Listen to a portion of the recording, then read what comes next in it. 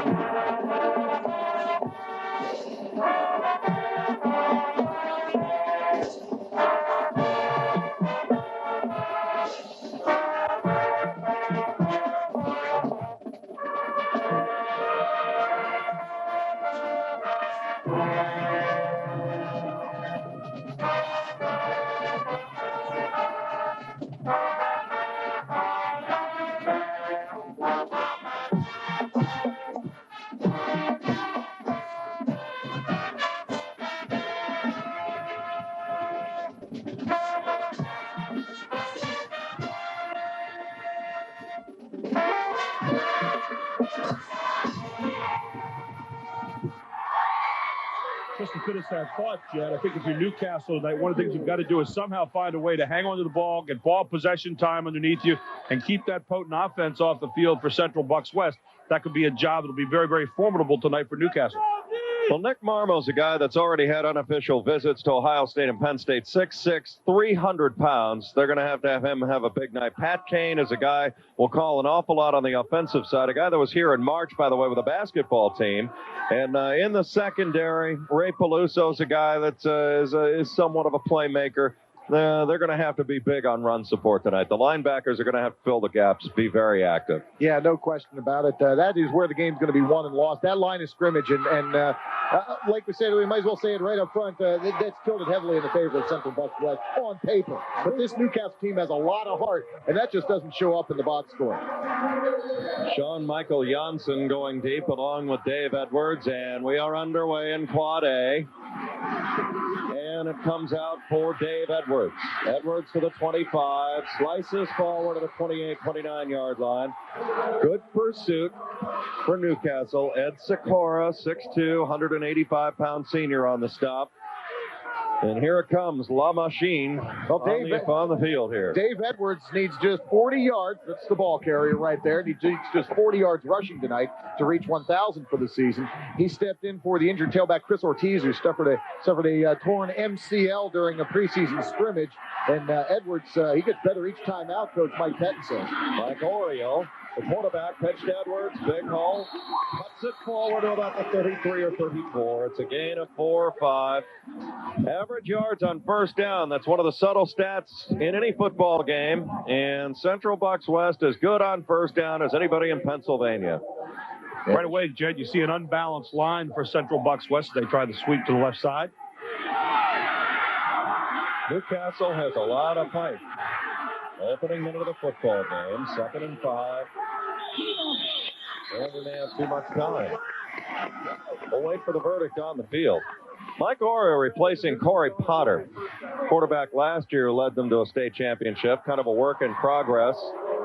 And Travis Blumgren the last time they made the final round. Good ball. Penn State now. Encroachment, 5 yards. First down.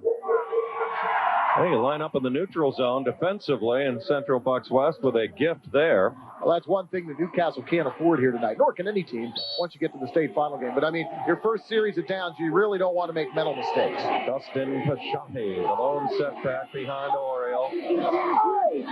Nothing subtle about this offense. Pashati's first carry, tackle. The pile moves forward for about 3 or 4 yards. One of the things that Central Bucks offense has been likened to from time to time is a scrum, like you'd see in rugby. It's not always that pretty. Look at this. Yeah. It's just a whole bunch of bodies moving forward, and you get in behind the wave and just float a little bit. Yeah, I mean, you know, you talk about simple football. This is simple smash mouth football, no question about it. You just put your head down, cover the ball, and bowl straight ahead. I mean, this isn't some complex Delaware wing T formation. This is straight ahead smash mouth football. Go a little motion here. Oriole going to pitch Edwards. Got a big block. Now he's to the corner. Midfield 45, 40, and all the way down to the Newcastle 36-yard line. Well, they let Pashati lead the break that time, and a big rip of 22 yards for Dave Edwards and a first down for West inside Newcastle territory. That's a frightening look if you're a defensive back. Just a sweep to the right side, get some good lead blocking there from Pashati, number 33. And Edwards uses his fine speed to turn the corner and pick up 22 yards. And there's Central Bucks West sitting in Newcastle territory in the first possession of the ball game at the Newcastle 36. Corey Lemon must have felt like he was crossing against traffic that time with Pashati leading the break. 230-pounder and only a junior. Pitch goes to Pashati this time, cuts it upfield, slams inside the 30, and wallops it down to about the 28-yard line. Just talk about punishing. One of the things to look at here in the backs, so many times you look at a tailback lineup like 6-7 yards behind the quarterback. Here you only see the back lineup at 4 yards behind. Everything is tight. It's hard to pick up who you're handing off to, and it's a quick burst to the line of scrimmage behind that mammoth offensive line. Which we will isolate from time to time. They ran behind Big Ben Carver that time, going to the University of Virginia. 2nd and 2, a gain of 8. Pisciotti will get the carry again. Up, good play action. Oriole downfield, looking incomplete. Pass intended for Sean Michael Janssen. Great ball fake that time. That's something we've always noticed over the years with the CB West quarterbacks, and Orioles as good as anybody. It's a great play by Joe Coward. Comes over, sees where this ball's gone. He has the coverage, but extends and knocks it away. That's a nice play by the cornerback, Joe Coward. Saved a touchdown probably because, I mean, everybody just bought Pisciotti going into the line.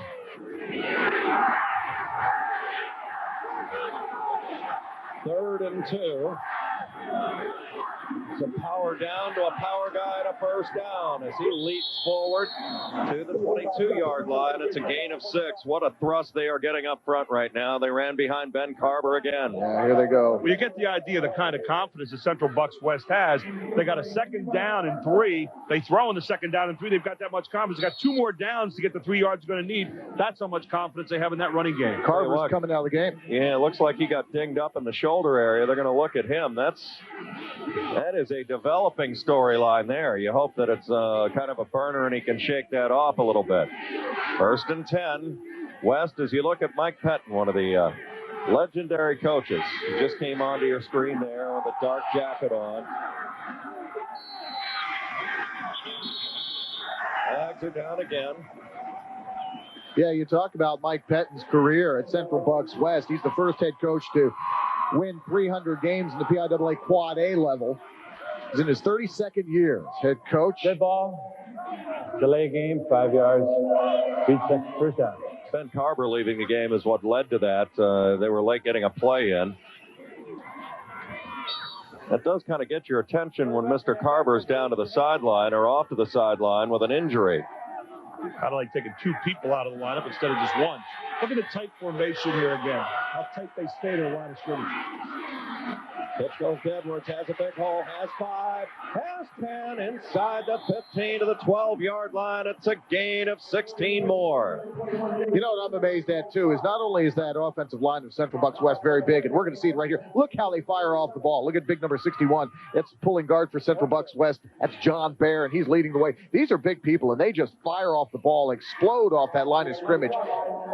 You talk about Edwards. He expected to start the season really at tight end. When Ortiz went down with an ACL, Edwards stepped in. All he did was have 963 yards for the season and 7 touchdowns. Not a bad step in. 1st and 10, CB West playing keep away on this opening drive, which is now more than 3 minutes old. Pisciotti rips into the middle. Still going, still rumbling to the 5-yard line. It's a gain of 6 more. Took 6 guys with him along for the ride. Well, there's a guy you just cannot tackle above the waist. And we saw a couple of Newcastle defenders try to do just that. Look at this. Pisciotti's up top. Guys trying to tackle him up top like that. He keeps the Pistons pumping. Moving down towards the 5-yard line. Inside the 5, it'll be 3rd and 3 from the 5. There's a young man that's used to carrying it off, and 259 rushes for 1,733 yards this year. And all he had was 35 touchdowns. 2nd and 3 from the 5.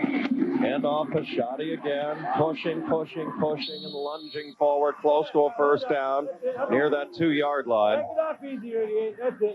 Well, it's not what you call a real high-octane attack. It's productive, but it's kind of a drip approach.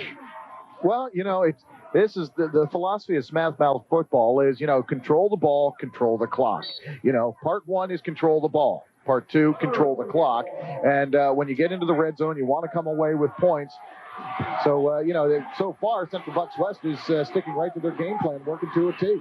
10th play of the drive on 3rd and 1 from the 3. Pisciotti leaps forward and touchdown. No, it's at the 1. Just at the 1. He was close. He's right at the welcome mat. Right here. The key here, though, is you're throwing down the gauntlet saying your defense is going to sit on the field for a long, long time against us. Over 4 minutes and 30 seconds already in this drive, and this is the first drive of the game.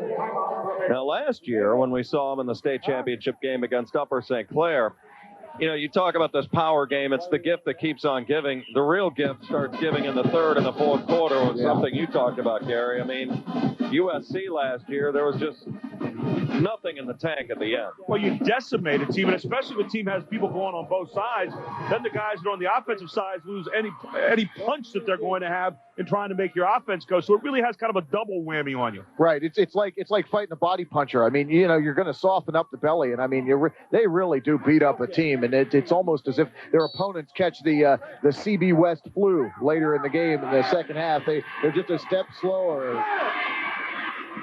Ball at the 1 foot line. Handoff, Pisciotti. Touchdown, Central Bucks West. A lengthy 12-play drive that gobbles up 4 minutes and 56 seconds. Make it an 11-play drive. You got to be impressed. I mean, they just say, here it is, here it comes, right over the top, and we'll finish it off on you right here. Pisciotti, monster man in this drive. Dave Edwards provided the quickness. Pisciotti provided the muscle. 6-0 West. Here comes the conversion attempt. Bob Tumulty. Pretty good kicker. He's had a lot of practice getting this job done. The holder is Bill Stone. Snap down, kick up, and it is good. 7:04 remain in this first quarter of play. Central Bucks West out to a 7-0 lead. It's been great having you with us all weekend long as the PIAA presenting in association with the PCN, welcoming viewers on the Pennsylvania Cable Network. WIPTF Productions in partnership with the PIAA and PCN all weekend long as we bring you the first statewide live broadcast of the PIAA Football Championships. And you are looking in on Mike Pettin talking to his special teams right now. That was impressive, Gary. A lengthy drive to start the game. This is CB West football. It's not always the prettiest thing to watch, but it is relentless. 11 plays, 71 yards, 4 minutes and 56 seconds. Pisciotti with the 1-yard plunge.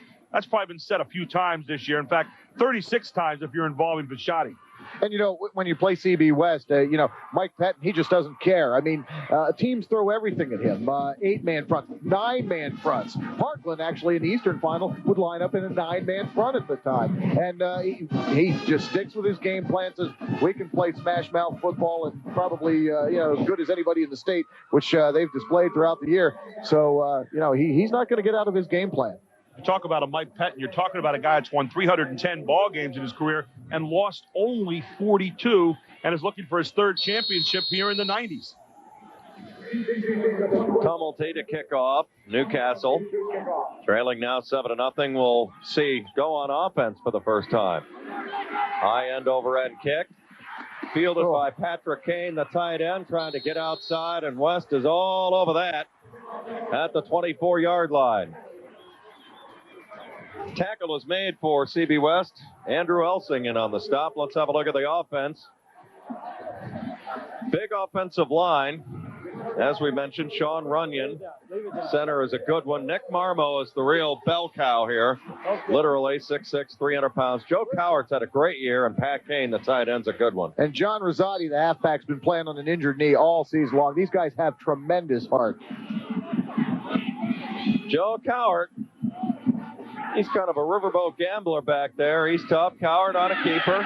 Gets forward for about 2 or 3 yards before he runs into Greg Kinsel, a senior. This Newcastle team, this is the first time they've been back to the playoffs since 1987. First time they've been in the state championship game, and they really have done a great job in the rebuilding process.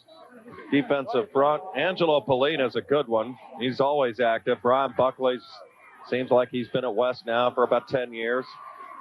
A lot of these guys with playoff experience, and then there's Dave Edwards doing double duty. Linebacker Ryan Blumgren, his brother Travis at Penn State now. Pat Kane's got the pass, got a first down near the 39-yard line. A gain of 10. He is a good one, and Gary, we saw him in March on the basketball floor. This guy is a super player and has really come on here late. We'll talk about some eye-hand coordination. Watch this. Little quick turnaround, ball thrown behind him, picks it up, and then makes it into another play, gets it out near the 40-yard line. And first down for Newcastle right away. It's interesting here. It's so important for Newcastle to establish themselves in this drive. That's what CB West does. They say, it's in your court now. You got to match what we did. Weston Sheldon going to pitch it back to Jeff Rosati, nice positive gain to about the 47-yard line, a gain of 6. They're getting pretty good push on that offensive front here early, Mark. Yeah, that's right. Here you see Rosati take the deep pitch. Reads his block very nicely. This Bisciotti kid, he plays, like I said, he has a lot of guts. He's playing with a partially torn ACL throughout the year. He's rambled for over 619 yards. He's a tremendous halfback. I mean, one of those kids that coaches love to coach. Quick handoff's going to be Cowart on a keeper across midfield, close to a first down near that 48 or 49-yard line. I think he's got it. You've got to like the play calling so far. The quarterback sneak, then we have a quick scamper around the outside, another quick pass, another quarterback sneak, and they're really mixing up their plays very, very well as Newcastle. First down, Red Hurricane to the 49-yard line.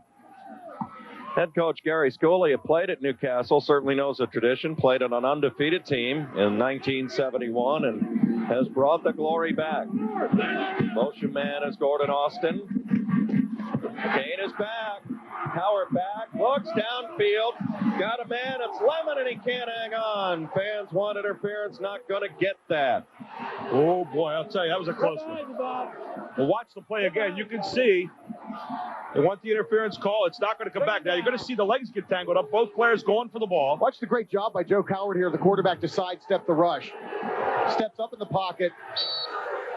That's a good call. No contact. Good non-call. Just lost his feet. Lost his feet. That's why these officials are doing the state championship game.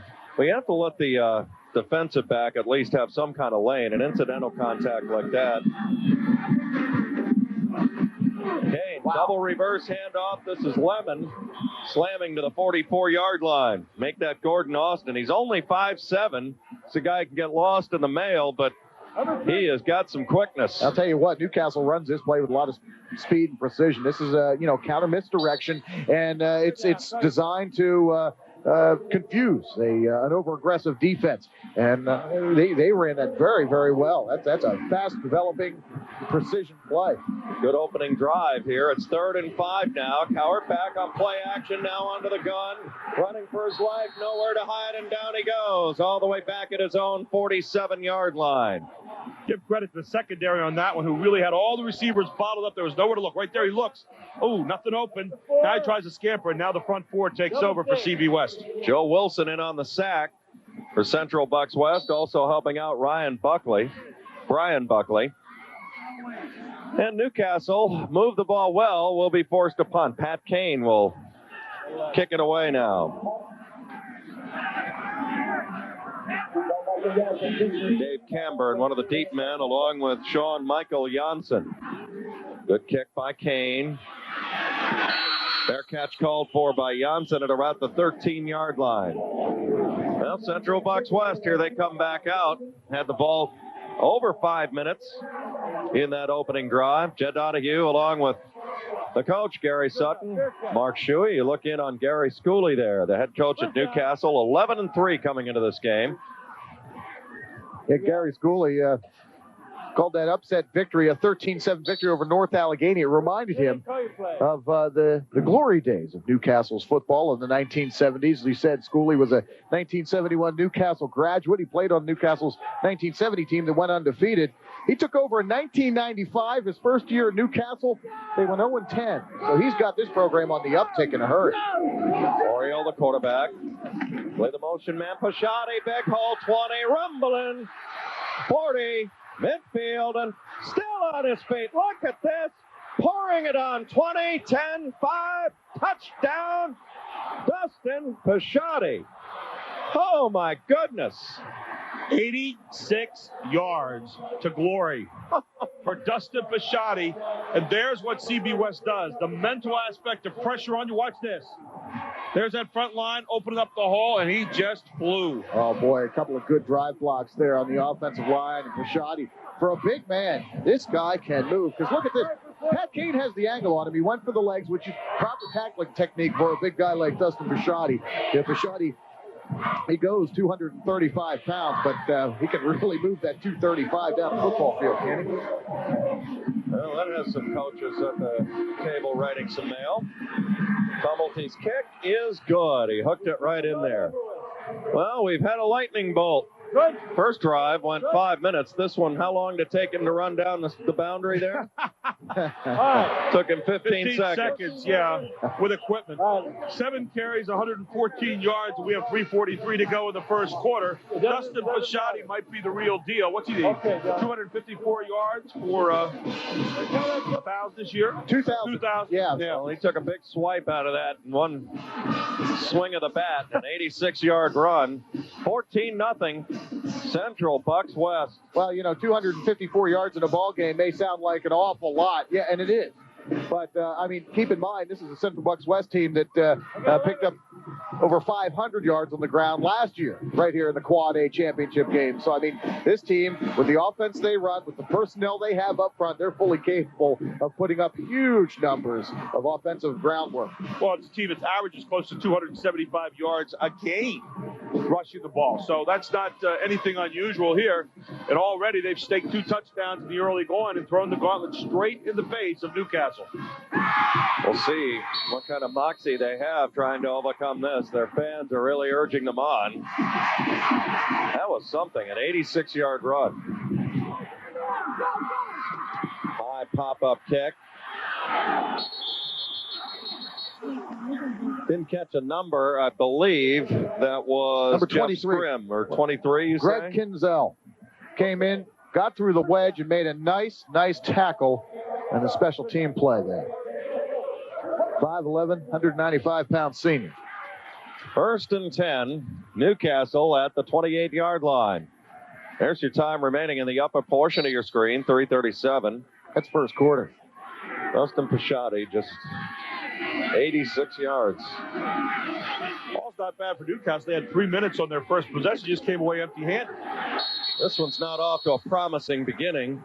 Meeting the door was Angelo Polina, 5'11", 190 pounds, and went headstrong right into Gordon Austin.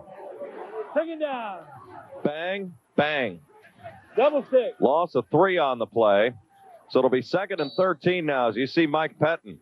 He's going, I like the start here. Not a bad situation. It looks a lot like last year. might have said to Dustin Pashotti, you scored too quick. Well, I'll tell you what. I'm only kidding. Central Bucks has not had a whole lot of close calls this year. We'll talk about their lone close shave of the year. Double handoff. John Rosati, positive yardage, close to a first down, up near the 38-yard line.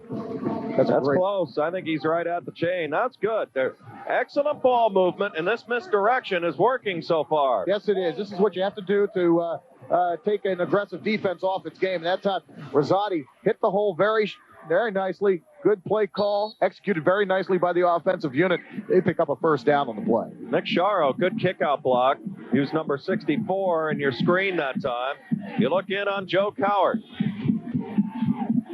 Quick handoff this time to the fullback, that being Justin Sheldon, 6 foot, 190-pound junior. Got about a yard. This is a wall right here. I mean, this is an Iron Curtain look that Central Bucks will throw at you. That's Brian Callahan, 6'3", 215. Well, Central Bucks West had a narrow 13-12 victory back on October 16th when they beat North Penn. Head coach at North Penn, son of Mike Penn. They run the same kind of program. Mike Penn Jr. Quick handoff. And I believe that is going to be Gordon Austin in on the carry again. He gets lost in there. He's only 5'7". You get the impression, mano a mano, straight up the middle, you're not going to get a whole lot against the CB West defense tonight.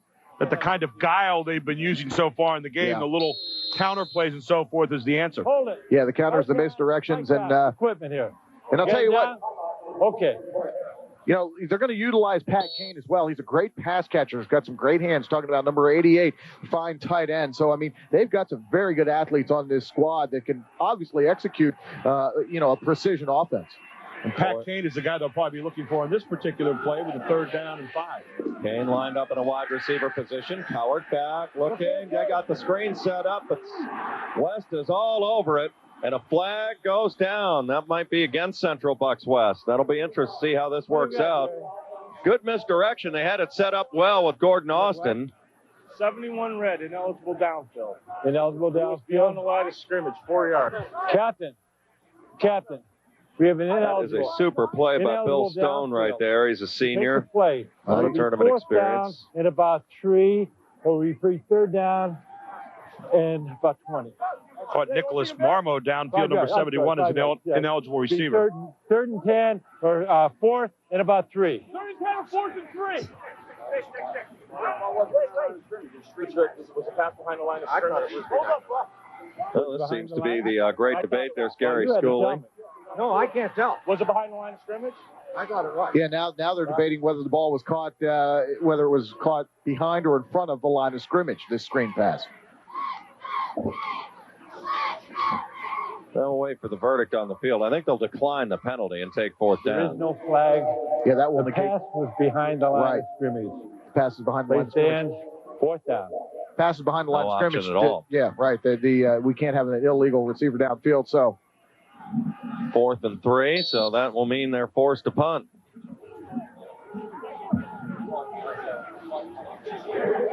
Dropping deep for Central Bucks West, Dave Camburn, a sophomore.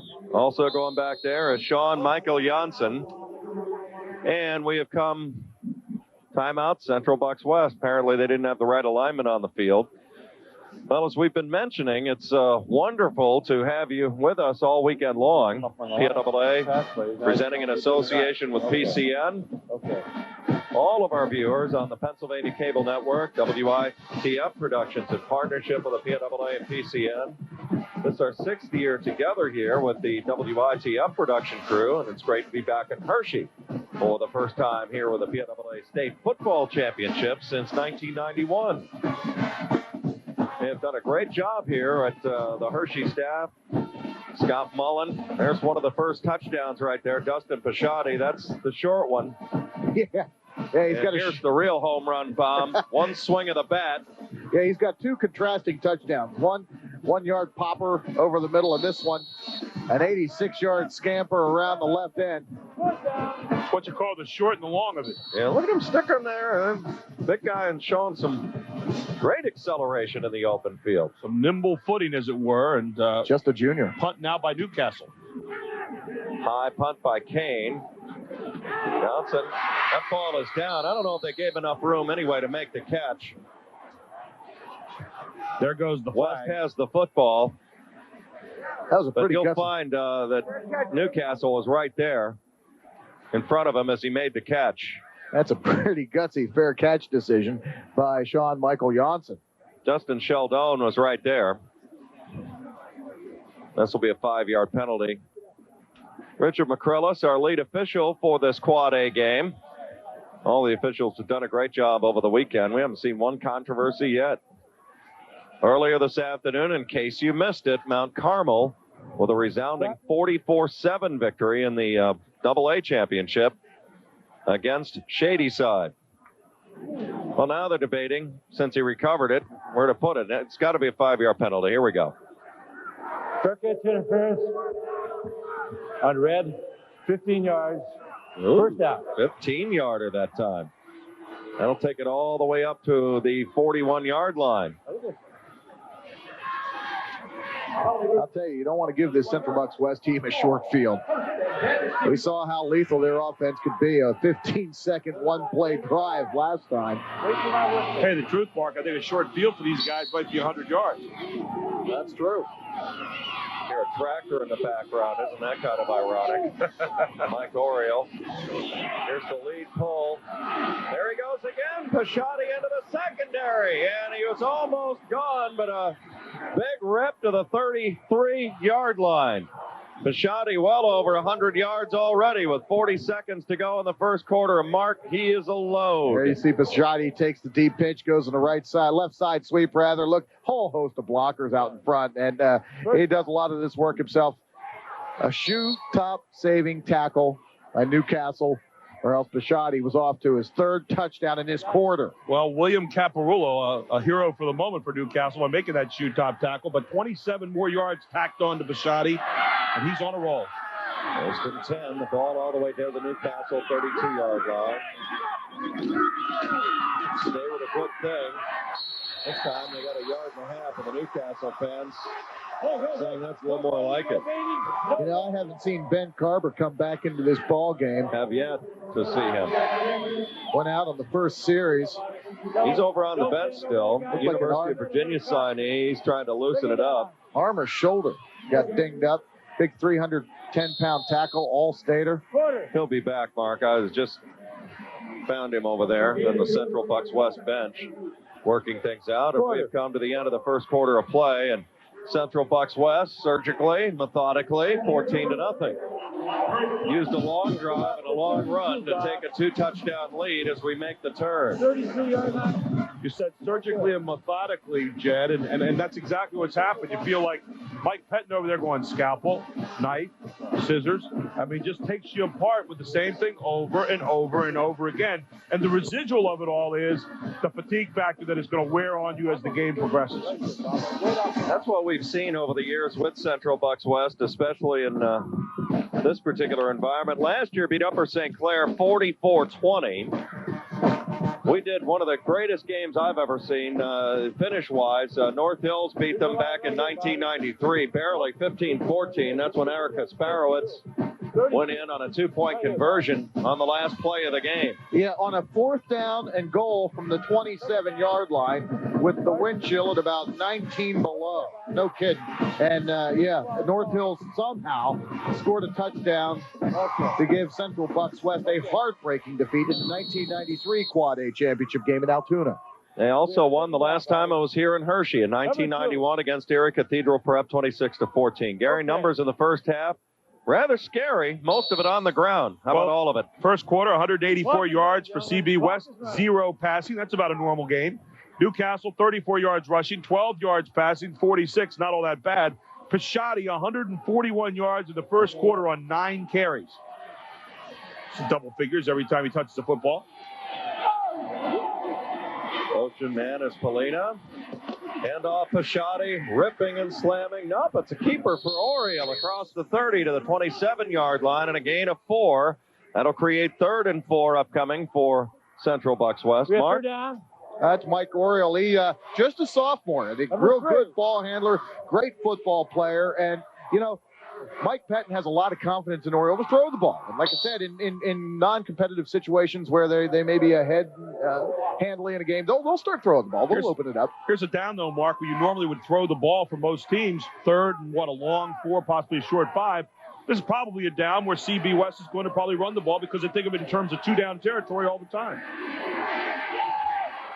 Really jamming it up.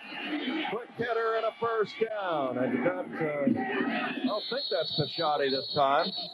That's it, guys. Scrum. Thank you. And you wonder why Central Bucks West plays this smash mouth type of football. It's very simple. Look at the holes this offensive line is able to open up for the running back. Brian Buckley. He's 220 pounds.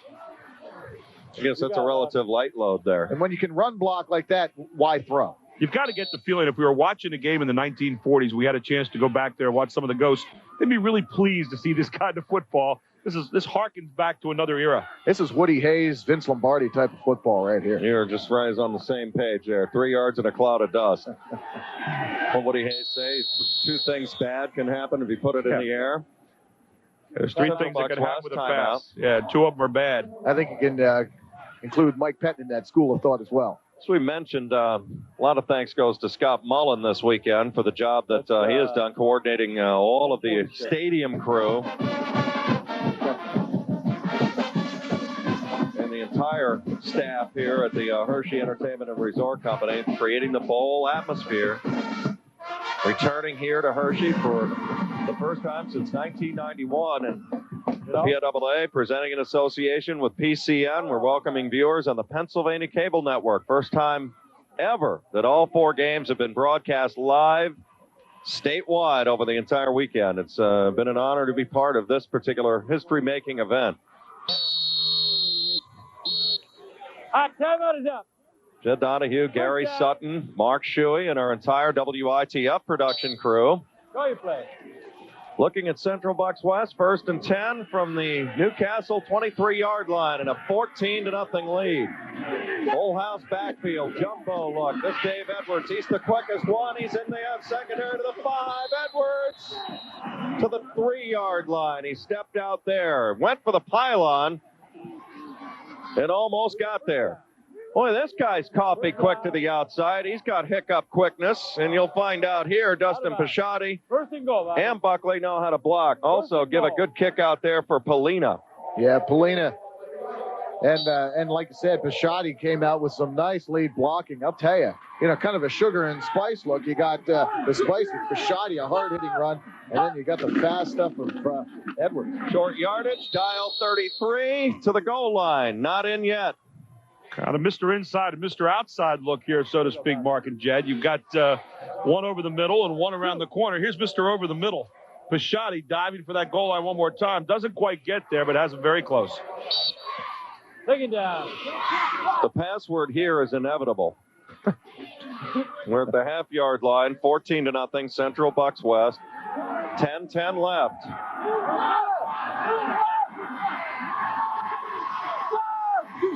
Shot in the short man, quick handoff, nudging, powering, touchdown, Central Bucks West.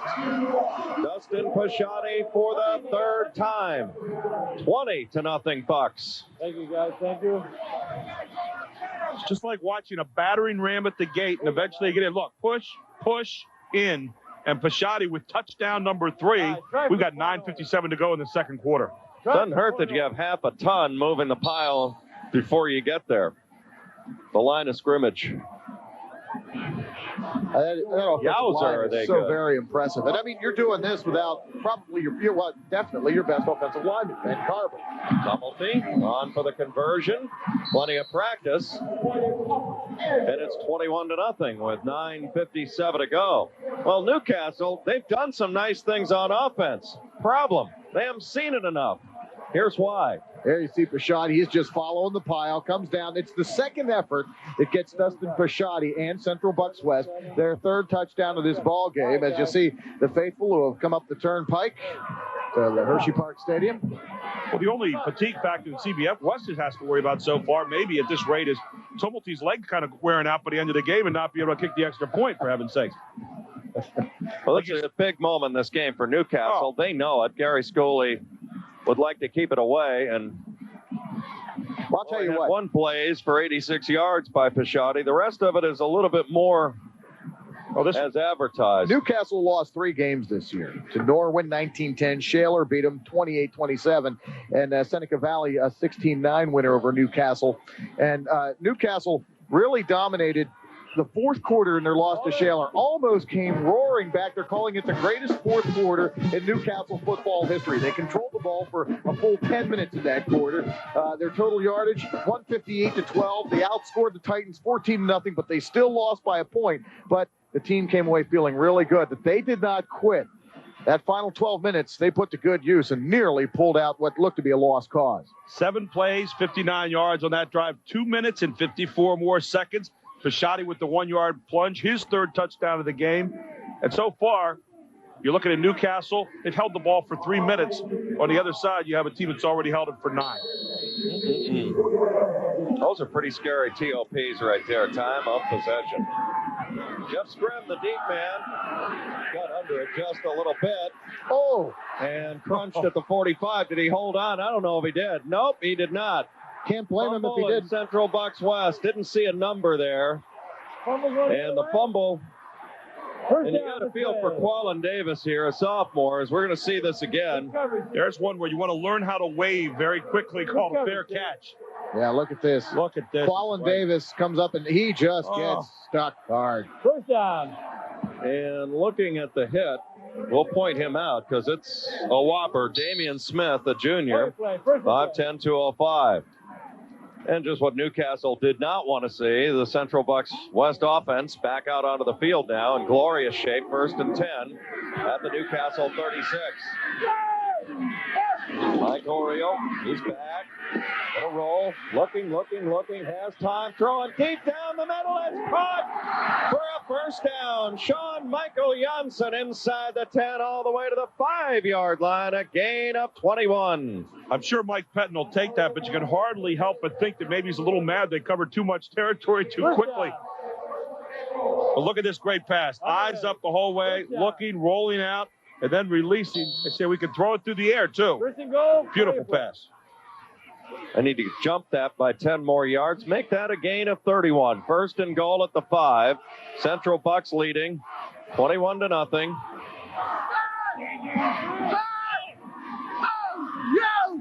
Here Oriole barking out the cage. Here's Bisciotti picking his way through the woods to the 3-yard line. Lots of tall trees and timber in there. Mark? You know, Mike Oriole just displayed that he can throw the football as a quarterback, even though this is a ground-oriented attack, heavily so. And Sean Michael Janssen, very good wide receiver as well, but he's their leading wide receiver, and he's got 20 catches on the entire season. That's less than 2 per game. Hey, guys, let's play ball, okay? Can you hear some of that preventative officiating going on there we've seen throughout the back weekend? off where you belong. Come on. And the referee's in there saying, hey, let's take care of it. Let's play football. And that's the kind of thing that you want to see going on throughout the game. Second and goal from the 3-yard line. Johnny lined up. He's got 3 touchdowns already. Into the pile again. Well, Newcastle very taut in this particular situation. Thank you. Back it off. Tackle was made for Newcastle on the bottom that time. We got third down. Sapienza, 6 foot, 230-pound linebacker. You're going to see a lot of collisions right down here along the line of scrimmage. I'll tell you what, you're right. Newcastle, very stingy here in the red zone. I mean, Bisciotti had to work for that last 1-yard touchdown punch. I mean, he had to work. That second effort is what got him in last time. But, yeah, this is tough real estate for Central Bucks West. A lot of heart displayed here by Newcastle inside the red zone. Newcastle giving up 13 points a game during the course of the season. They'll run Bisciotti wide. One-on-one, pushing. Touchdown, Central Bucks West. You can always tell where Bisciotti is because you can see other uniforms moving with him. That's unbelievable. As we said, he moves with the speed of a line painter at times, but here's the line play, and right down along the line of scrimmage. Look at that collision at the 2-yard line. My, oh, my. And look at the leg drive from Bisciotti all the way into the end zone and finally getting thrown down, but not until he scored. That's Bill Caparola, the outside linebacker, number 17 for Newcastle, who tried to come up and make a one-on-one stick on Bisciotti, 235-pounder. And I'll tell you what, Caparola's going to feel that one. Hummelty on for his 4th conversion attempt. Bingo. 28-0. Central Bucks West. Hardly bucking a trend I couldn't resist with the pun there. You're going to see it again. Like moving a refrigerator up the stairs right there. You lose. Look at his teammates there trying to push him into the end zone from behind as well. Anything to get that 6 on the board. 4 plays, 36 yards, 2 minutes and 2 seconds added on to the time of possession. When you go back over their touchdowns so far, all 4 by Bisciotti. First possession, 4:58, touchdown Bisciotti. Second possession, 15 seconds, touchdown Bisciotti. Third possession, 2 minutes and 54 seconds, touchdown Bisciotti. Fourth possession off the fumble recovery here, 2 minutes and 2 seconds, touchdown Bisciotti. 4 touchdowns, 28-0, still 7:52 to go in quarter number 2. How much time so far for Newcastle? 3 minutes. No score.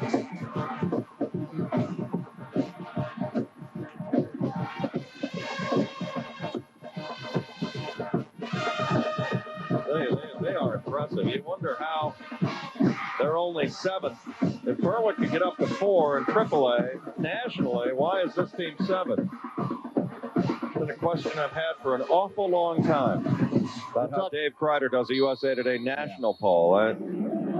This team deserves a lot more respect than a number 7 look nationally.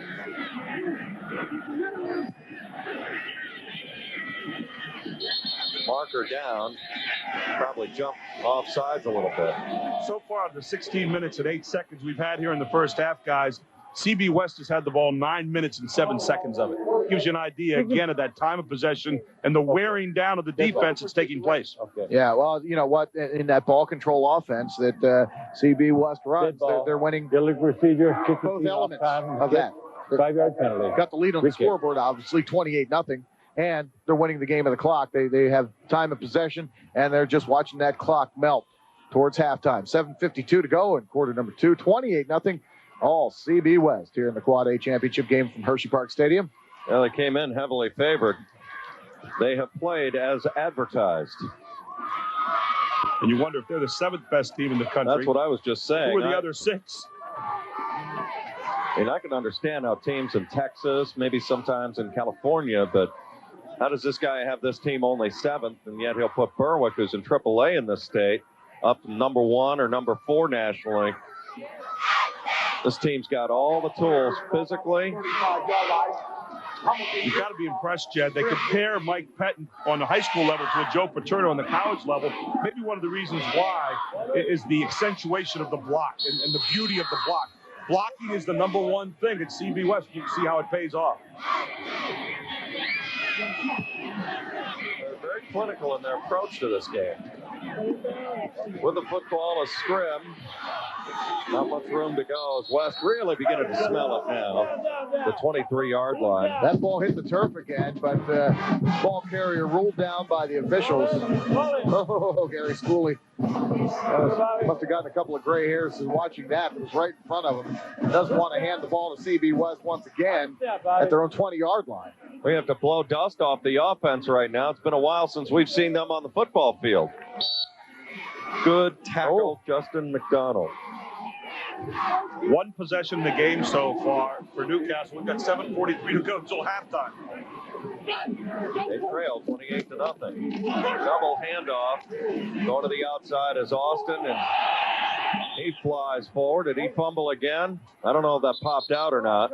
Big hit by Damian Smith on the defensive line. He stayed home. He wasn't confused by the misdirection. Second down. Number 2.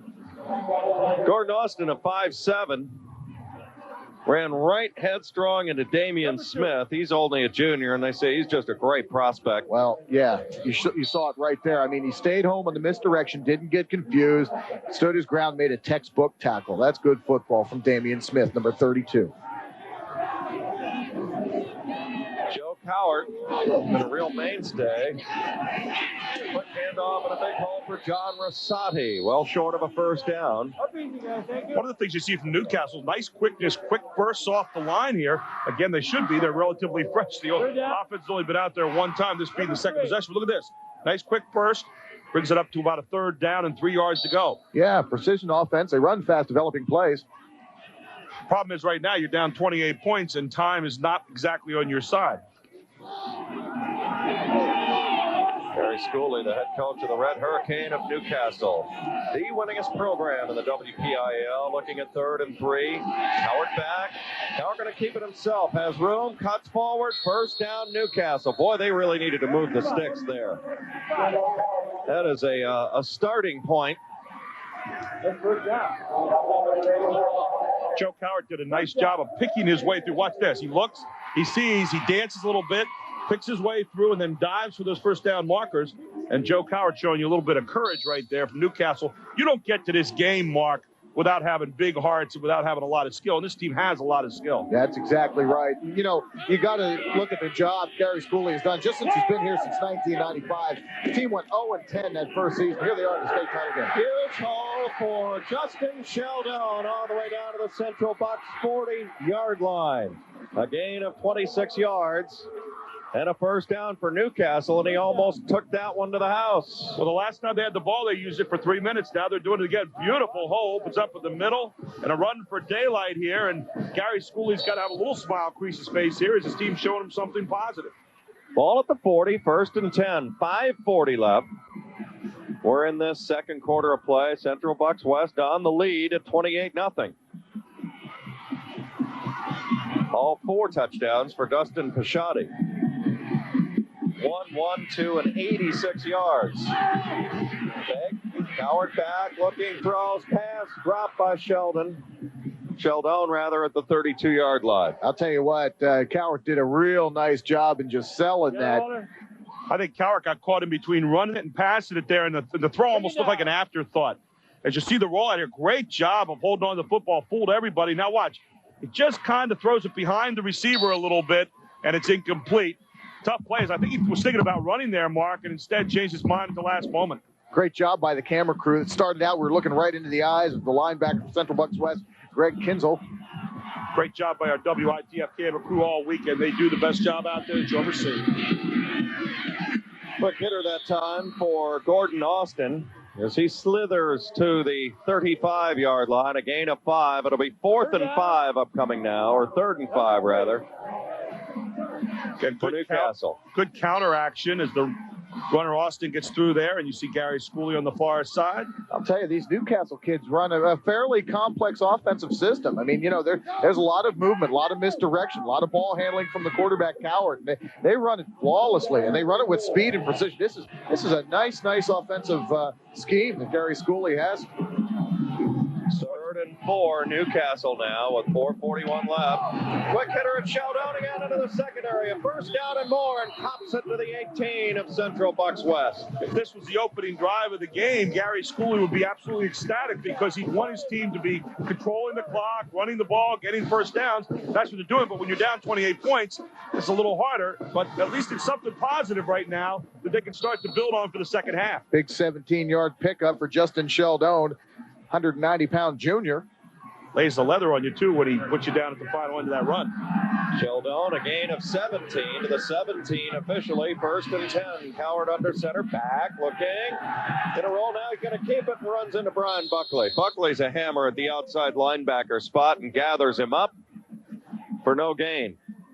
Also in on the stop for West that time, Angelo Polina. Yeah, watch number 9 here. Brian Buckley comes in from the left side of your screen. He kind of pinches in, fought off the block. Just a nice job by the outside linebacker, Brian Buckley, to contain the quarterback Cowart because he had a running lane, and he saw it, tried to take it, but Buckley shut it down. 2nd and 9 at the 16-yard line. Marker down. 81 red. Frank. That's against Pat Kane. You heard him lining up in the neutral zone there, so that'll go against Newcastle. 5 more yards the other way. There's your time remaining. There's Pat Kane. I'll tell you what, Gary, we loved his look in March. This guy is a great basketball player. Newcastle, one of the Western favorites this year. They've really got a good team. David Young. I know a lot of people are watching, and they expect to be back to try and win it. They were runner-up last year to Harrisburg High. Back goes Cowart. Throws it to Sheldon. Nobody home. He's got a clear path. Cut back 5-4. First down and goal to go at the 4 for Newcastle. And Cowart is very clever back there, making things happen. Well, watch what he does. He looks to the right. He fakes, looks to the right, draws the defense over, now throws back in the opposite direction of the screen pass, and watch Caldone heads off only one man to beat to the goal line. A well-conceived play as he gets the overcharging defense caught in that little screen pass. I'll tell you what, that's great. That's a great call and great execution. Cowart really sold the pitch, didn't he? He really sucked in the defense. That was a great job by Joe Cowart, the quarterback, to sell that play. That's why they won the West. This is a pretty drive right here. Cowart back, looking. Now he's flushed out. He's still flying it around. Intercepted a pass he should not have thrown.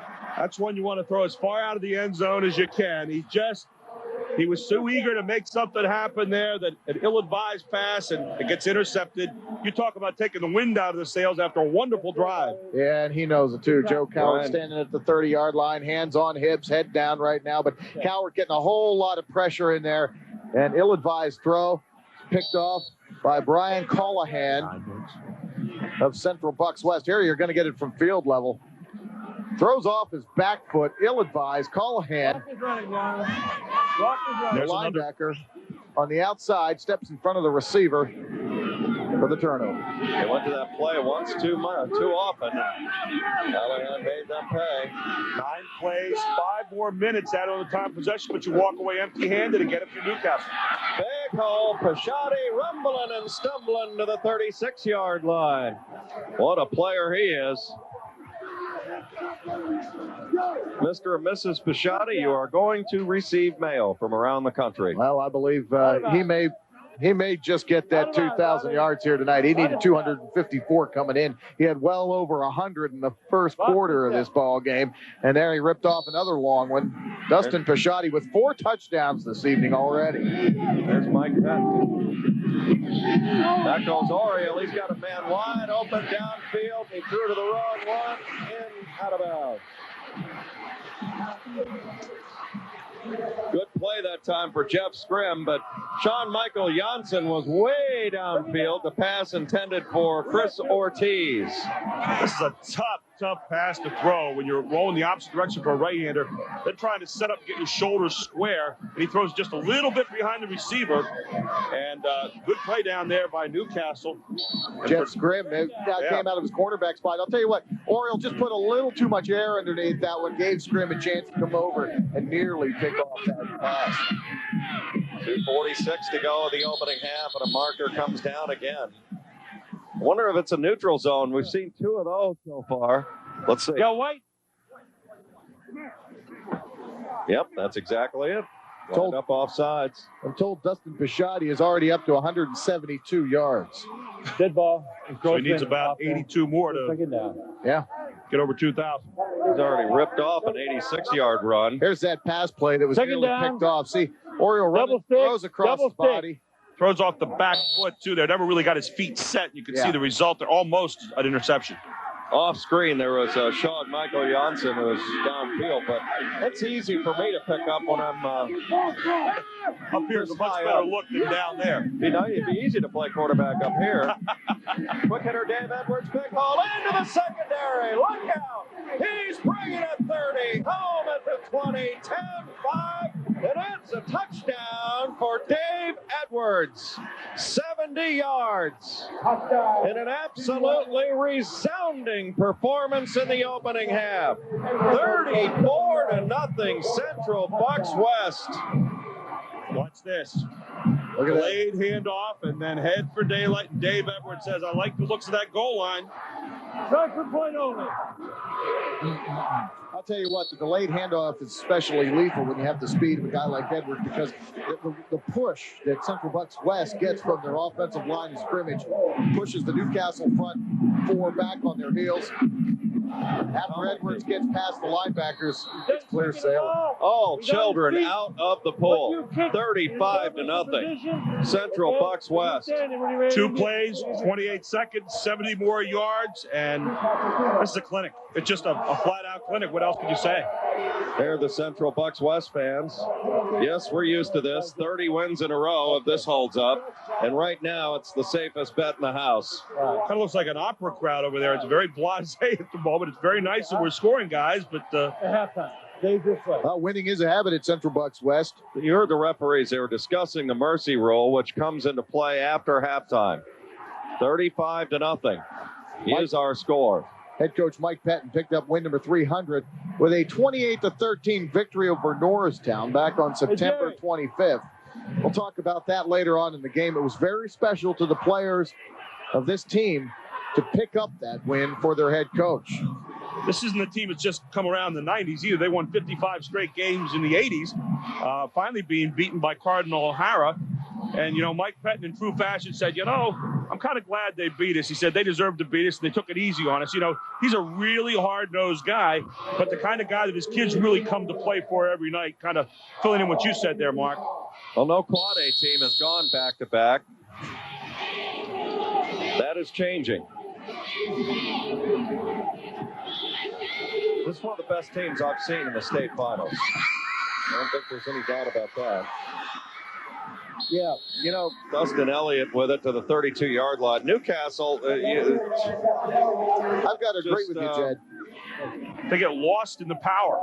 The power of Central Bucks West. And this Newcastle team, a game team. They've done a lot of good things this evening, but they've come away empty-handed. They get lost when you look at Central Bucks West out there. Don't be ashamed, because you're playing a legend right now. It's a legend in the making. This is as good as anybody can play in an opening half. I'm looking down the list of the previous Quad A champions. We've seen them all, too, Mark. There's nothing that compares to what we've seen in this first 24 minutes. North Allegheny had a club. Cumberland Valley's 92 team was a dynamo. McKeesport, Downingtown in 96. But Boy, oh boy. The power 96 displayed here. Downingtown would be one. Maybe.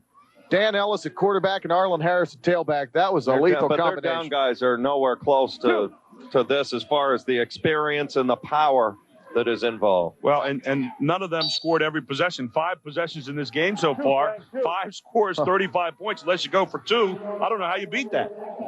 Yeah, there's no shame in getting knocked around by a team like this. This is a powerhouse here. There's Street Fighters here in Newcastle. There's one of the reasons why. This guy's 5'7". You gotta like this guy, Gordon Austin, 160 pounds, and he's in there chewing it up as best he can for a first down. 5'7". 44. Yeah, 5'7", 160. And look at the heart of this guy. You know, follows his block very nicely, takes a tackler head on. You know, just no quit. And that, you know what? That can sum up the Newcastle season in 2 words. No quit. These guys have a ton of heart, and that's what got them here to Hershey. All right, Gary, coach, right now, I got to tap in. It's 35-0. You know, it's beginning to dawn on you at this point that you are out-manpowered. Well, that's absolutely right. And all you're trying to do again, find a way to score, and they might be trying right here. He is tough, I'll tell you. Gordon Austin, 5'7", 160 pounds. You've rolled some yards here in the second quarter. You've had 8 minutes of possession time. Problem is you've come away empty-handed twice.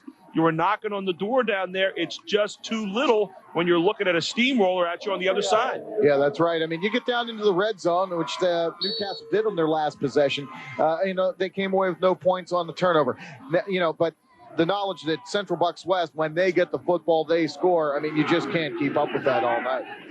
Joe Coward under center, and they still have 3 timeouts to play with. Austin running well. Bicknell has 5, has 10, and another first down to the 35-yard line. Gordon Austin looking a little bit more like Steve Austin right now, the $6 million man, as he rounds the corner for another sweep. Take a look. I'll tell you what, Austin, 165 pounds. Look at the stick here. This collision between him and Blomberg. And I'll tell you what, Blomberg at 195 got the worst of that. Blomberg, his brother Travis, by the way, Mark, is in the secondary mix at Penn State and is the scout team option quarterback for Joe Paterno. And he's got a nice future, only a junior.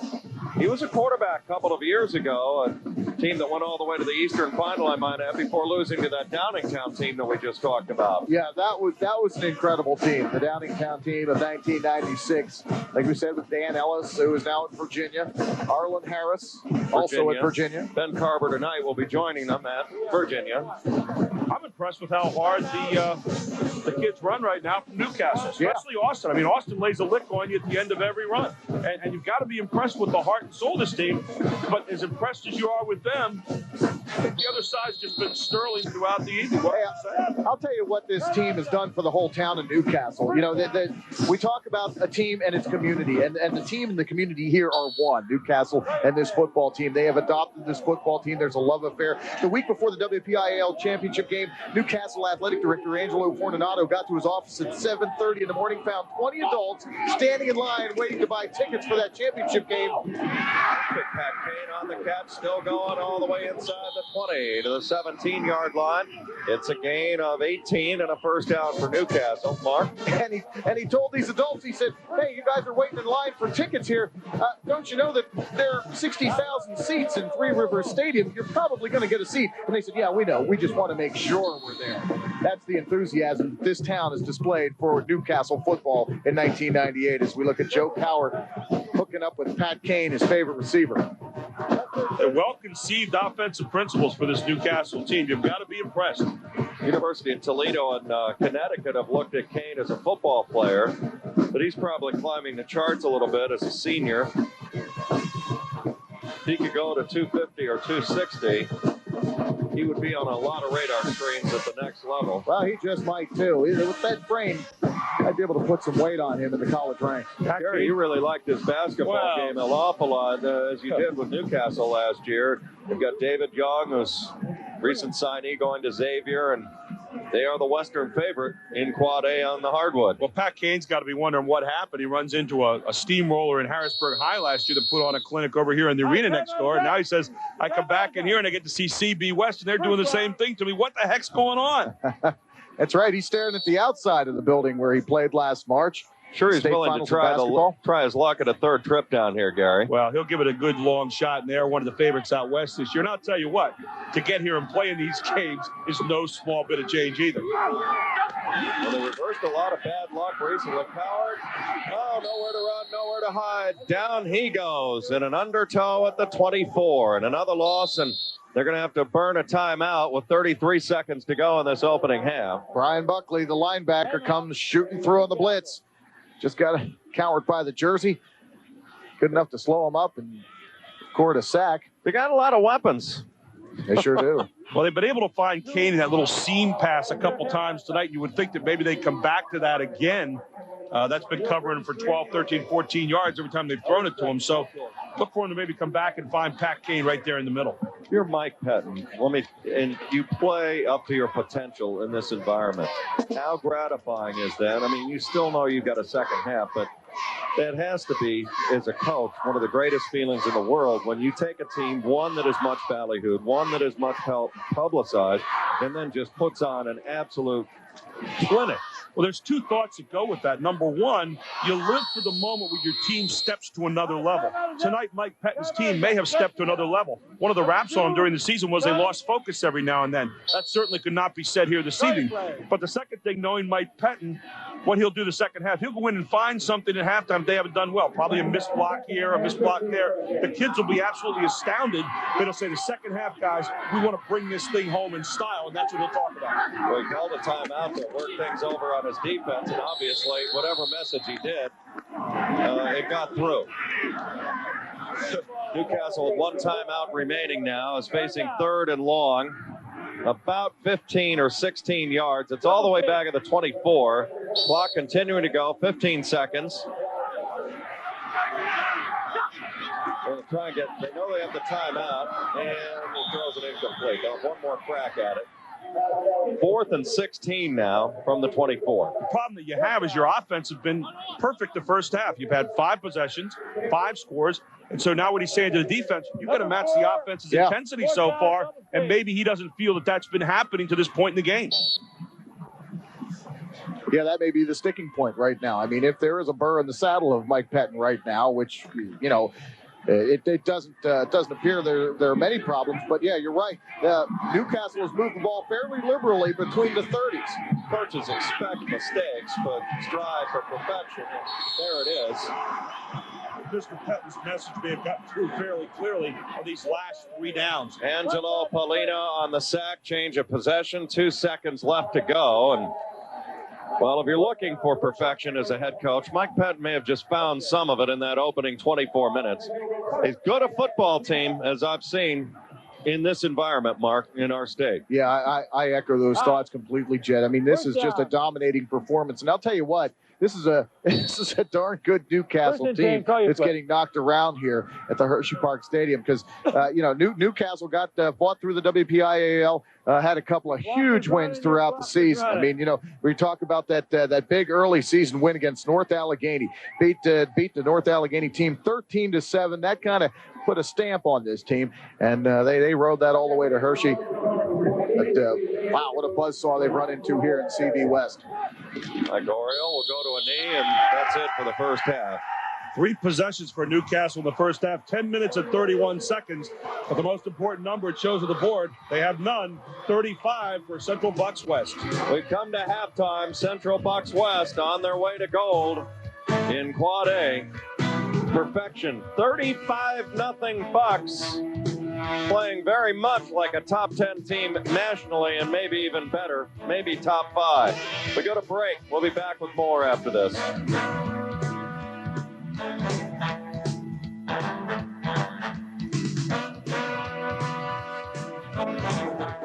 The PIAA is a Pennsylvania nonprofit corporation organized on a membership basis. Membership includes most of the public and many private high schools in the Commonwealth of Pennsylvania. The PIAA develops and enforces rules which are authorized by the member schools to regulate interscholastic athletic competition.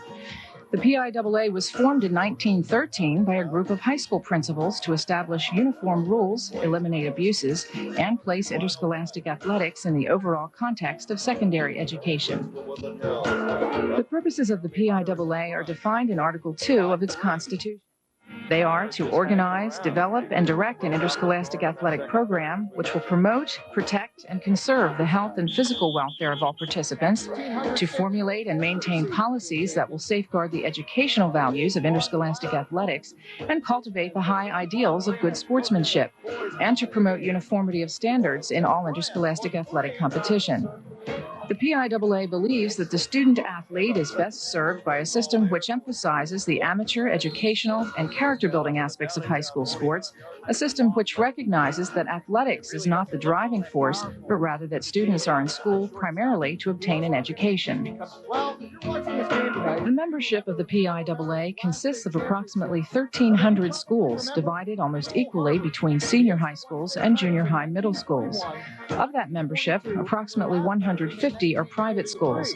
Nearly 250,000 students participate in interscholastic athletics under the PIAA each year, placing Pennsylvania 7th in the United States for the 1997-98 school year. 17 points per game. The four major areas in which the PIAA currently operates are the following: establishment and enforcement of rules governing the eligibility of high school athletes to participate in interscholastic athletics. These include rules for academic performance, attendance requirements, transfer students, pre-participation physical evaluations, age, and amateur status. Organizing and operating 27 post-regular season playoffs and championships in 10 girls sports, and 31 post-regular season playoffs and championships in 11 boys sports. Adopting the playing rules for each sport under its jurisdiction. With the exception of bowling, golf, girls lacrosse, rifle, and tennis, all other playing rules adopted by the PIAA are published by the National Federation of State High School Associations, of which the PIAA has been a member since 1925. Registering and training officials to officiate at contests in which the PIAA member schools participate. Nearly 13,000 officials are currently registered with the PIAA. The PIAA's principal source of revenue is the sale of tickets to its playoffs and championships. Gate receipts enable the PIAA to operate without taxpayer financing.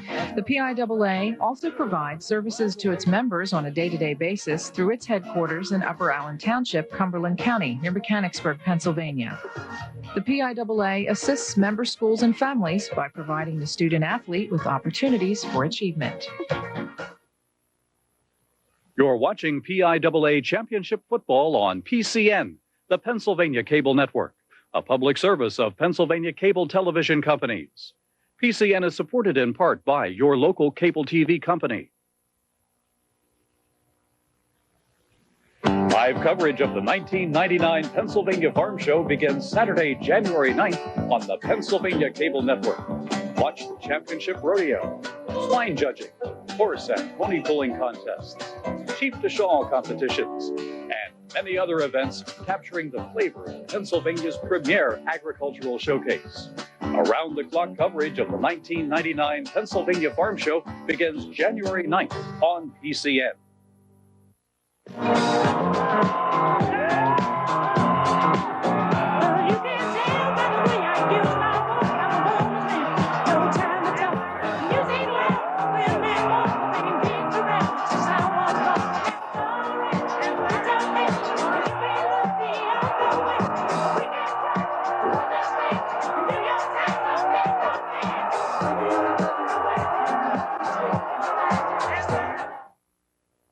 PCN tours Wendell August Forge. Craftsmen at this Grove City operation have been handcrafting metal giftware since 1923. Sunday night at 8. This week on PA Books, Jim O'Brien, author of We Had 'Em All the Way, the story of Bob Prince, former sportscaster for the Pittsburgh Pirates, Sunday night at 9. PCN profiles Pennsylvania State Treasurer Barbara Hafer, Sunday night at 10. You're watching PCN, the Pennsylvania Cable Network, a public service of Pennsylvania Cable Television Companies. PCN is supported by Suburban Cable TV, serving cable subscribers in Bensalem and the Delaware County. This game was paid for by PCN and your local cable TV system.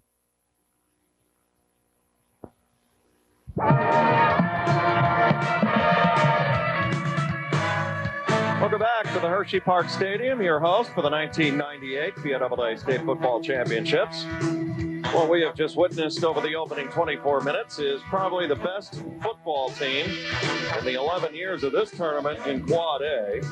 PIAA presenting in association with PCN, viewers on the Pennsylvania Cable Network. First time historical that we have gone statewide for this particular tournament in our return to Chocolatetown. Some of the numbers, it's all slanted one way, as you would expect. How did we get to 35-0? Well, Central Bucks West, 313 yards. Dustin Pashotti, 15 carries for 172, 86 of which went on one run. And Dave Edwards had a 70-yard run, 5 carries for 133. Newcastle, 148 total yards. They've shown some spunk, but they're just not enough manpower here. The interception by Joe Coward stalled their deepest drive of the football game. Mark, some of these first half highlights will start and accentuate the offensive front for Central Bucks West. Yeah, we're as good an offensive line as you're going to see on the high school level. Yeah, those gaudy offensive numbers, they're the product of what you're seeing right now. A good push up front, off the ball, off the line of scrimmage. These guys are just blowing it out up front. And here we're going to see the first touchdown of the ball game. This is Dustin Pashotti, a 1-yard plunge. Caps an 11-play, 71-yard drive at the 7:04 mark of quarter number 1. Much more to come for Central Bucks West. Watch this. Pashotti takes the handoff, starts the sweep left, changes hands with the ball, and a couple of guys have the angle on him. But he's going to go 86 yards. A potential tackler tries to dive. That's how you have to tackle a 240-pound Dustin Pashotti. You got to get him low, but look at the footwork down the sidelines as Pashotti makes it 14-0 with 3:43. The 3:43 mark at quarter number 1. There we go again. Paschotti's third touchdown. This is a 1-yard plunge to make it 21-0 early in the second quarter. And Mr. Pashotti, or Mr. Touchdown, if you will, another TD on a 2-yard plunge. Look at Pashotti, 240 pounds, just pulling his way into the end zone. That was a 4-play, 36-yard drive, took 2 minutes and 2 seconds off the clock. Then, final touchdown of the first half of play. This is Dave Edwards, little sugar and spice action. Some quickness to the outside. Dave Edwards gets a block, and he's gone 70 yards for pay dirt. That occurred at the 2:33 mark of quarter number 2 as Dave Edwards gives Central Bucks West the commanding 35-0 lead. All CB West highlights in this first half of play of the Quad A championship game from the Hershey Park Stadium. 35-0 CB West over Newcastle at the half. Let's check in with Gary Sutton, with the executive director of the PIAA, Mr. Brad Cashman, down on the field right now. Gary? Thanks a lot, guys. It is truly my honor to have Brad Cashman, the executive director of the PIAA, here with me at halftime. And Brad, first of all, congratulations on an outstanding tournament. It has to be a very, very gratifying weekend for you and your staff. This has been a great weekend. Of course, the weather's cooperated tremendously, but this is simply an event this year. It's a full atmosphere. We're very pleased with the things that Hershey has done. They put on a great show for us. And, of course, we have some fine football games for this weekend, so we're very happy. Brad, I know in addition to all the things going on this weekend, you've been involved in a lot of meetings here. The Board of Control has been in session. I know there's been a lot in the newspapers and the media about all that. Tell us a little bit about what's been going on as far as addressing some of the regulations or some of the suggestions for regulations that's been passed down by the legislature. Well, we started off on Thursday night with a policy review committee meeting in which the review committee went through each of the 18 recommendations from the Senate committee, special committee, and took a look at those and decided where they should pigeonhole each item. We looked at 4 general categories: Constitution, bylaws, rules and regulations, and policy. The Board of Control then met on Friday morning at 7:30 a.m. until approximately 11:30, and again this morning. And as a result of those meetings, we have a special Board of Control meeting scheduled for Saturday, January 9th, in which the entire Board of Control is going to look at each item and decide how to best handle those recommendations, which ones are certainly doable and feasible, which ones we're going to have some difficulty implementing, if not impossibility, and possibly implementing at all. The one thing that I think is important to note is that some of the recommendations do implicate the Constitution, and as most people understand, constitutional amendments can only be made by a vote of the member schools. Brad, one of the things that certainly people are thinking about this weekend, we've read in the paper, the call for your resignation, the Board of Control. Have you gotten a feel from them this weekend on where they stand on that particular issue? I think the Board of Control made it very clear that I have their confidence. They are confident in the job the executive staff has done and their executive director. We are moving forward with the fact that we're still going to be taking care of business as usual. Certainly these recommendations that the Board of Control is going to take very seriously, and those that, of course, we can implement and will better the organization, we certainly will do so. But as far as the Board of Control is concerned, this has been a weekend in which they have given me a vote of confidence without any question at all. Brad, one of the things that I saw in the paper the other day, you were called arrogant. We've known you for a number of years. We know you're pretty confident. I don't know if arrogant is quite the word we would use to describe you for the people of Pennsylvania. Is arrogant a word that describes you? I don't think arrogant is a proper term at all. I think confidence is one of the things that I have not lacked. I've been confident as a student athlete, both in high school and college. I've been confident as a coach, as an official, and certainly my conference administrator, I think, speaks for itself. And I know you're one of the guys here that's always set good parameters for us at the state championships in terms of knowing what you can do and what you can't do. And I think maybe that ruffles some feathers now and then. Well, anytime you tell someone no, they're going to accuse you of being a lot of things. And one of the things that we try to do is tell people no in a polite, professional way. We say a lot of yeses to a lot of people, but occasionally you have to say no. When you have to say no, that's when you get the name calling. So we try to do our job the best we can. And if the answer is no, the answer is no. Well, Brad, I know there's a lot of rough spots that go on sometimes. Everybody's going to have their peaks and valleys, and there's always going to be something to improve on.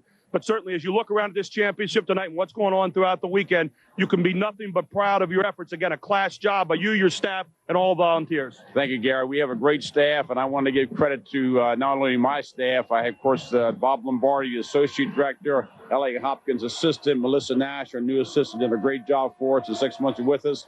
Our support staff in the office, Doris Hobbs, Bev Owens, Sherry Dean, Linda Rudisil, Anita Fox, and Deb Alford. They've all done a great job throughout these very difficult months, and I want to thank them very much from the bottom of my heart. And Brad, it all starts at the top with leadership, and it's an honor to talk to you. You keep providing the leadership that really makes the PIA move. Thank you, Gary. It's very much appreciated. Thank you. Thank you, Brad. And now back up to Jed and Mark. All right, 35-0 as we get ready to start this third quarter, and we're delighted to have the chairman of the board of the Hershey Entertainment and Resort Company, Mr. J. Bruce McKinney. You're going to sit in with us here for a little while. How are you, sir? I'm just great. It's a great night for football. Get on that stick here. Wait, hang on just a second. I think you're up now. Okay, Jed, it's a great night for football. We're having a great crowd, and we're ready to go with the second half. Well, you have to be thrilled with how it has gone in the return since 1991. You were blessed with good weather, football-type weather, and I know you're going to kind of evaluate things, and knowing you, I know you say the bar is raised, and you're going to raise it, I think, even further for everybody next year. Exactly, Jed. In Hershey, where the bar literally has been raised, we're proud to host this outstanding event. We're trying to create a bowl-like atmosphere, and with great crowds and with great weather and with really excellent football games for the last couple of days. We're just so proud to be the host.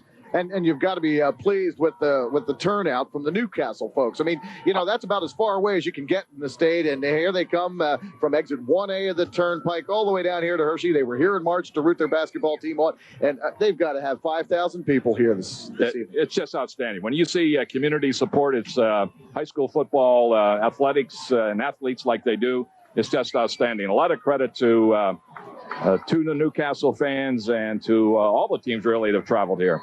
Well, I know your staff, Scott Mullen in particular, who manages the arena and the stadium, has been working endlessly to, coordinate this whole effort here. They've done an outstanding job, and my hats are off to that great staff. And there's the opening kickoff, kind of a pop-up. Newcastle take over at the 33. Well, I know you like your football. That was as good a 24-minute blitz as you're going to see somebody put on. That was scintillating. Central Bucks West is truly a football machine.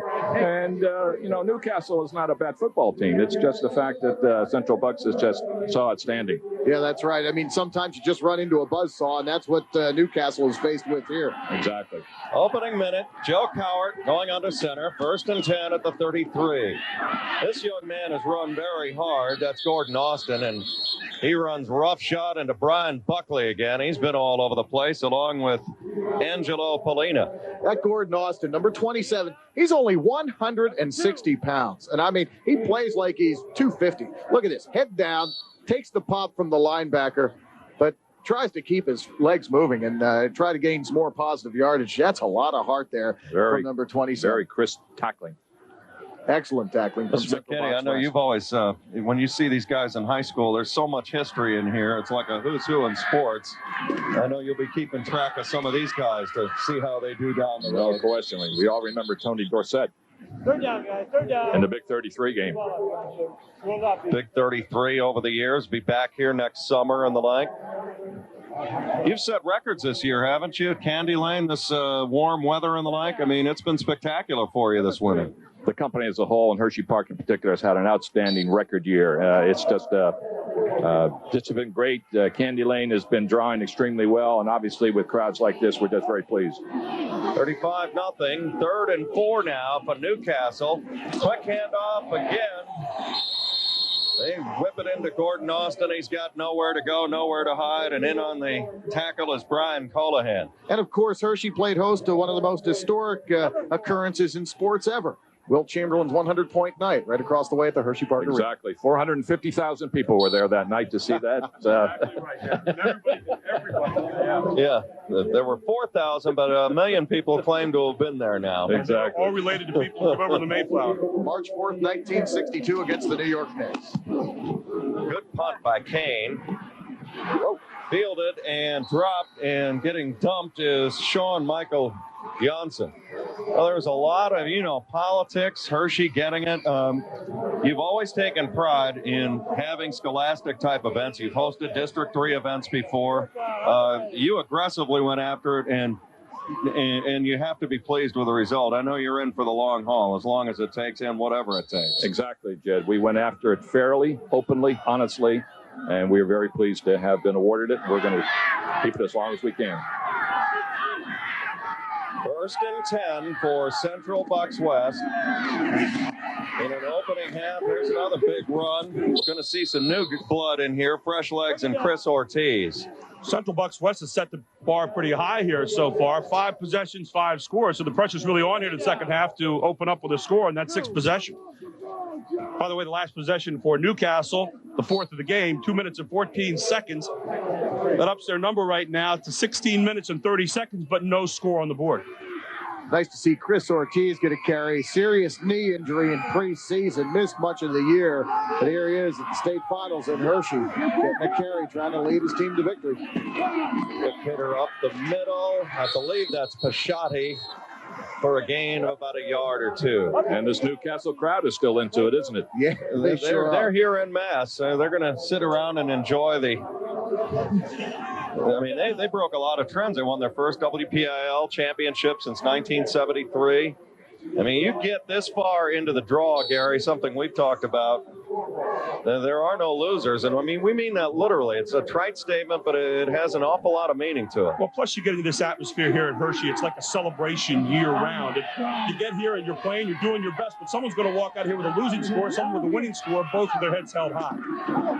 There's Pashotti, 1st down and more. Goodbye. Here he is, bringing it 20, pouring it on at the 10, and it's a touchdown. His 5th of the night. It's 41-0, Central Bucks West. A 64-yard scamper for Pashotti for his 5th touchdown, 6 possessions, 6 scores. Hey, the score continues here in terms of the music that CB West is playing.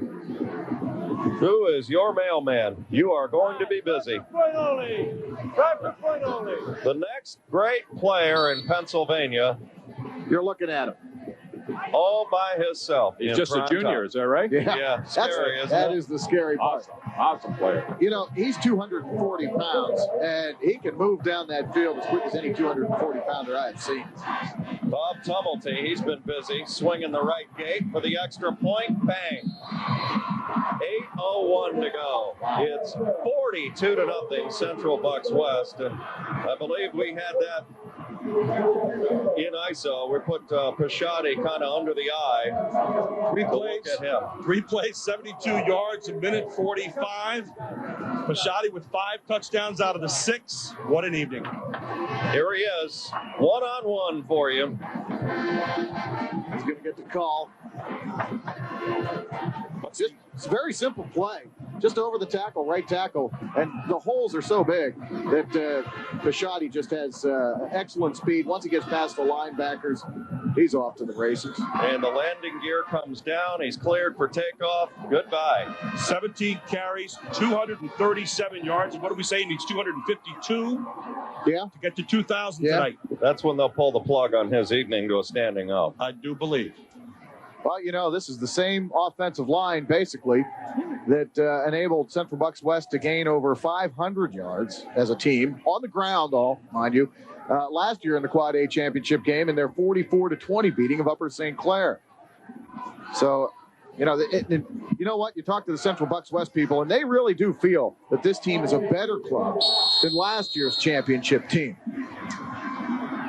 Which is a mouthful because we were most impressed last year, 44-20 against Upper St. Clair. Fair catch called for at the 29.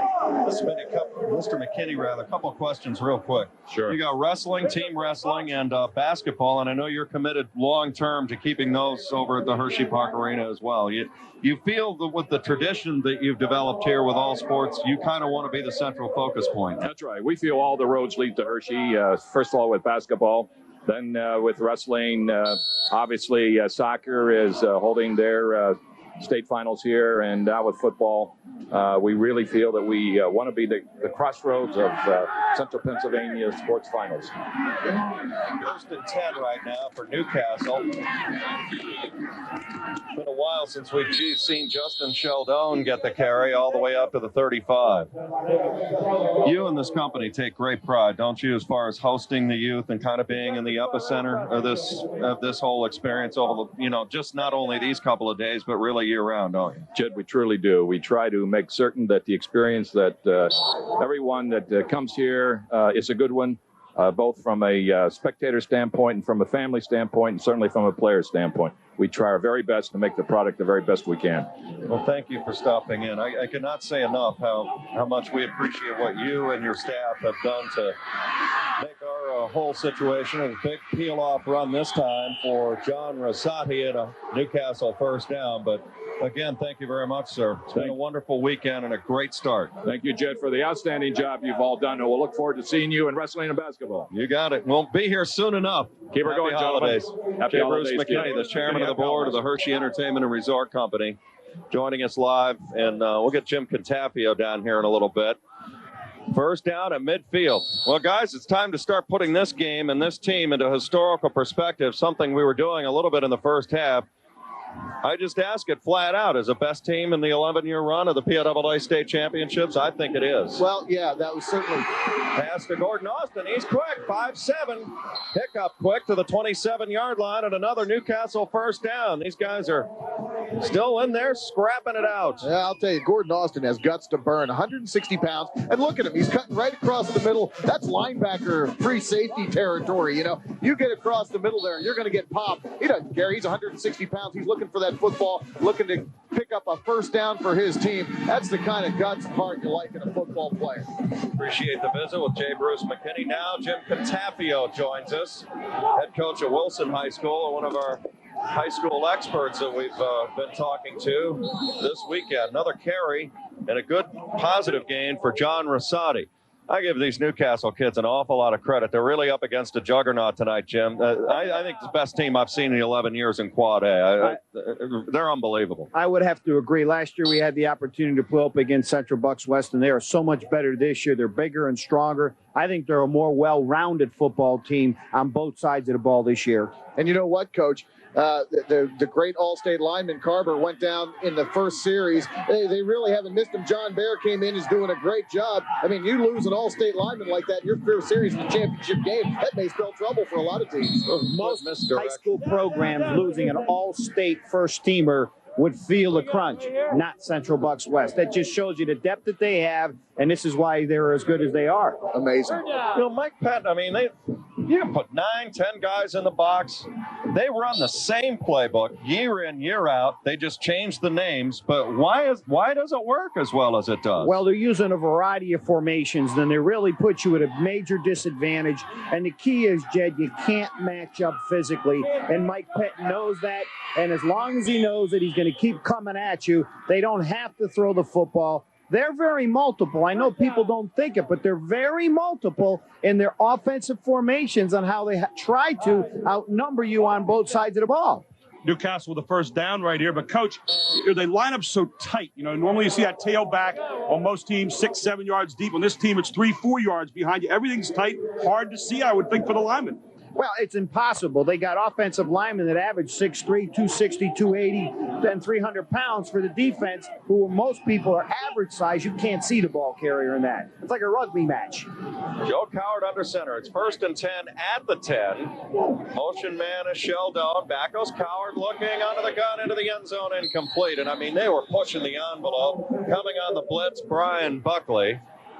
They just seem to have the right play on at the right time. I mean, you say sometimes luck follows preparation, but there's no luck involved in this. They might have the best coaching staff in the state of Pennsylvania go along with the best group of kids in the state of Pennsylvania. When you put everything together, Mike Pettine, we all know, is legendary, might be the top football coach in the history of the state of Pennsylvania. But he has a staff that's second to none, and he has a program second to none. There you're looking at Buckley. He's played a whale of a game at the linebacker spot for CB West tonight.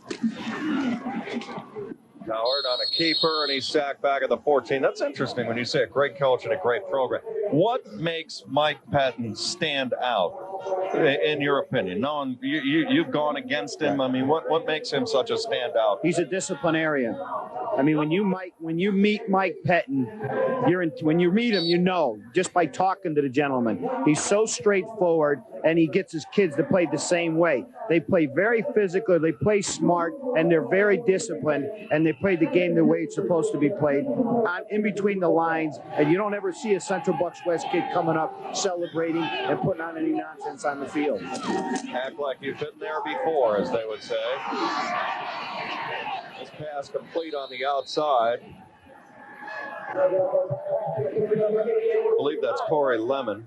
It is. Lemon, a 6'2", 180-pound junior. As far as Newcastle, now, first WPIAL title since 1973. I say discard outcome tonight. It's something you build on. This is a great experience for the Newcastle program. They knew they were coming in here, and the chances of beating Central Bucks West were not very good. But let's not just let this game destroy a great season and the start of a good program at Newcastle. Pass is caught on the outside by Rosati, and there's a wave led by Brian Buckley again. Gary? Well, Coach, when you think that 4 years ago they were 0-10 in the first year of Coach Schooler, and now here they are in the state championship game, what a long way they've come. And you look at this team tonight, they've taken some hunks of yardage. They've controlled the clock at times. It just hasn't been a chance to finalize this evening. You want to know something? Anybody else but Central Bucks West in this football game, and they're in the football game. Exactly. Man, we're seeing a superhuman football team across the field, and I don't care if you had the NCAA Division II football program here tonight. Central Bucks West is a cut above the rest. And you know something, Coach, what has to be really pleasing to the Newcastle football coaching staff is that they've generated a resurgence of football in Newcastle. It's a great program throughout the 70s. Schooley played on the 1970 team, a graduate of Newcastle in 1971. And now, you know, the team has taken, this town has taken this team to heart once again. And football is very important to Newcastle once again. And it's due to Schooley and this 1998 team and this run to Hershey. Just listen to the fans here right now. Even though they're losing this football game 42-0 on every great play Newcastle has, it's a roar coming from the stands. Well, right now you're in the midst of a 10-play, 6-minute and 4-second drive again, and yet you still have that chance to get in the end zone. They haven't done it yet. 1st and 10. Real interesting formation. There's another big game for Central Bucks West. Oh, they just keep coming at you. That's Bill Stone. Backup quarterback. You know, when you talk about, you coach at Wilson, and, you know, you're in the eastern half of the draw, do you know that there are programs out there that if you want to get to this particular level, that you've got to, one, either be like, or you've got to at least have some pieces like them. Last year, when we made it to the state playoffs at Wyoming Valley West, I was so happy that we played Central Bucks West in the Wilkes-Barre area, so the people from the Cole region could see what big-time Quad A football is all about and what you need to do to compete. You know, you can talk about the great teams of Berwick and so forth, but there's a major difference when you step up to the plate in Quad A football. And you know, in Pennsylvania, especially in the East, you will never get to the state championship game unless you can beat Central Bucks West head-to-head. Well, Coach, when coaches go out to plan a championship program, and it comes in stages, don't they also have to kind of plan for a system that's going to beat the very best teams out there that they're going to play? You know, anybody can do things if you have great talent and beat the bad teams. It's beating the best teams that you really have to talk about.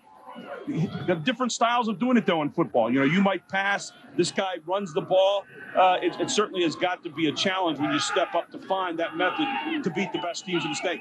Well, right now you got to understand it. To beat Central Bucks West, you have to match them on the line of scrimmage, and that is the most difficult part. How they keep coming up with such big, strong individuals is incredible. As a high school coach, you sit here and you can't. It's amazing, all those big individuals out there. And until you can match them on the line of scrimmage, you will not beat them. You know what I noticed in warm-ups tonight? I saw the Newcastle kids looking over and watching Central Bucks work out. And, I mean, they're going, look at that appliance over there. Look at this guy, the size. It's intimidating. And I think they got into their head before they even went in to prepare a little bit. Come to the end of the third quarter of play. I want to further that thought a little bit. I want to remind you, as we head to the fourth quarter, the PIAA presents, in association with PCN, viewers on the Pennsylvania Cable Network. This has been a historic weekend for us here in Hershey and the return to the PIAA Football Championships for the first time since 1991. All the games going live on PCN all weekend long, and the tradition will continue with the team championships in the month of March for wrestling, and then we'll have these parade of champions in wrestling, and then Gary's favorite event, the 8 games, 4 girls, 4 boys in basketball in late March. And we'll have all of them for you on PCN. And again, it's just awesome as always, working with our WITF production in partnership with the PIAA and PCN. Go back to that question I was asking you. They looked, they saw, and went, wow. I can only go back to last year, the first time that I've ever seen Central Bucks West in person. You're exactly right. When we took a look at them on the field, we were intimidated. And there's no doubt, Jed, I will guarantee that Newcastle tonight, when they came out, we're looking at Central Bucks, and there was definitely an intimidation factor. Mike Oriole here, again, a work in progress, a sophomore, Mark, but a good look off on the screen. Yeah, Mike Oriole, he's a fine throwing quarterback, even though Mike Pettin doesn't like to put the ball in the air. Like he says, we can throw. Mike Oriole's a very fine quarterback, just a sophomore. And when games get kind of out of hand, Mike Pettin will give Oriole 10 to 15 throws per ball game. And Oriole, he is a very fine quarterback. He's got a bright future ahead of him, just a sophomore. Now Bill Stone back in. One advantage that Central Bucks West has is over the years, they have some big scores in their games, and a lot of their underclassmen get a lot of valuable playing time on Friday and in the playoffs. Coach Cantafio, you know, each coach has kind of a pet peeve that they look at. I'm sure there are things in your program you look at a little bit more than other things. Obviously, in this program, Coach Pettin looks at blocking above all else. Well, I mean, his number one goal is to run the football. And you want to know something? No, they can throw it exceptionally well, and they have over the years.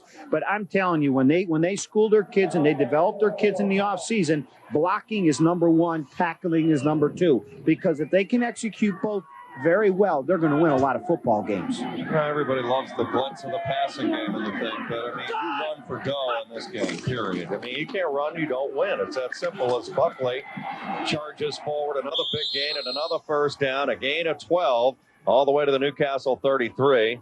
Clock moving with 10:30 to go, but you got to run the ball. All 4 state champions this year dominated on the line of scrimmage running the football. The passing game really has been non-existent in all 4 football games, and you're exactly right. You have to be able to run the football to win a state championship in the state of Pennsylvania. I'm talking to a guy who likes to throw that ball. And you're exactly right, but I realize that too. And I know being there one time, if we were able to run the ball in the second half, we would have had the state title, but we weren't.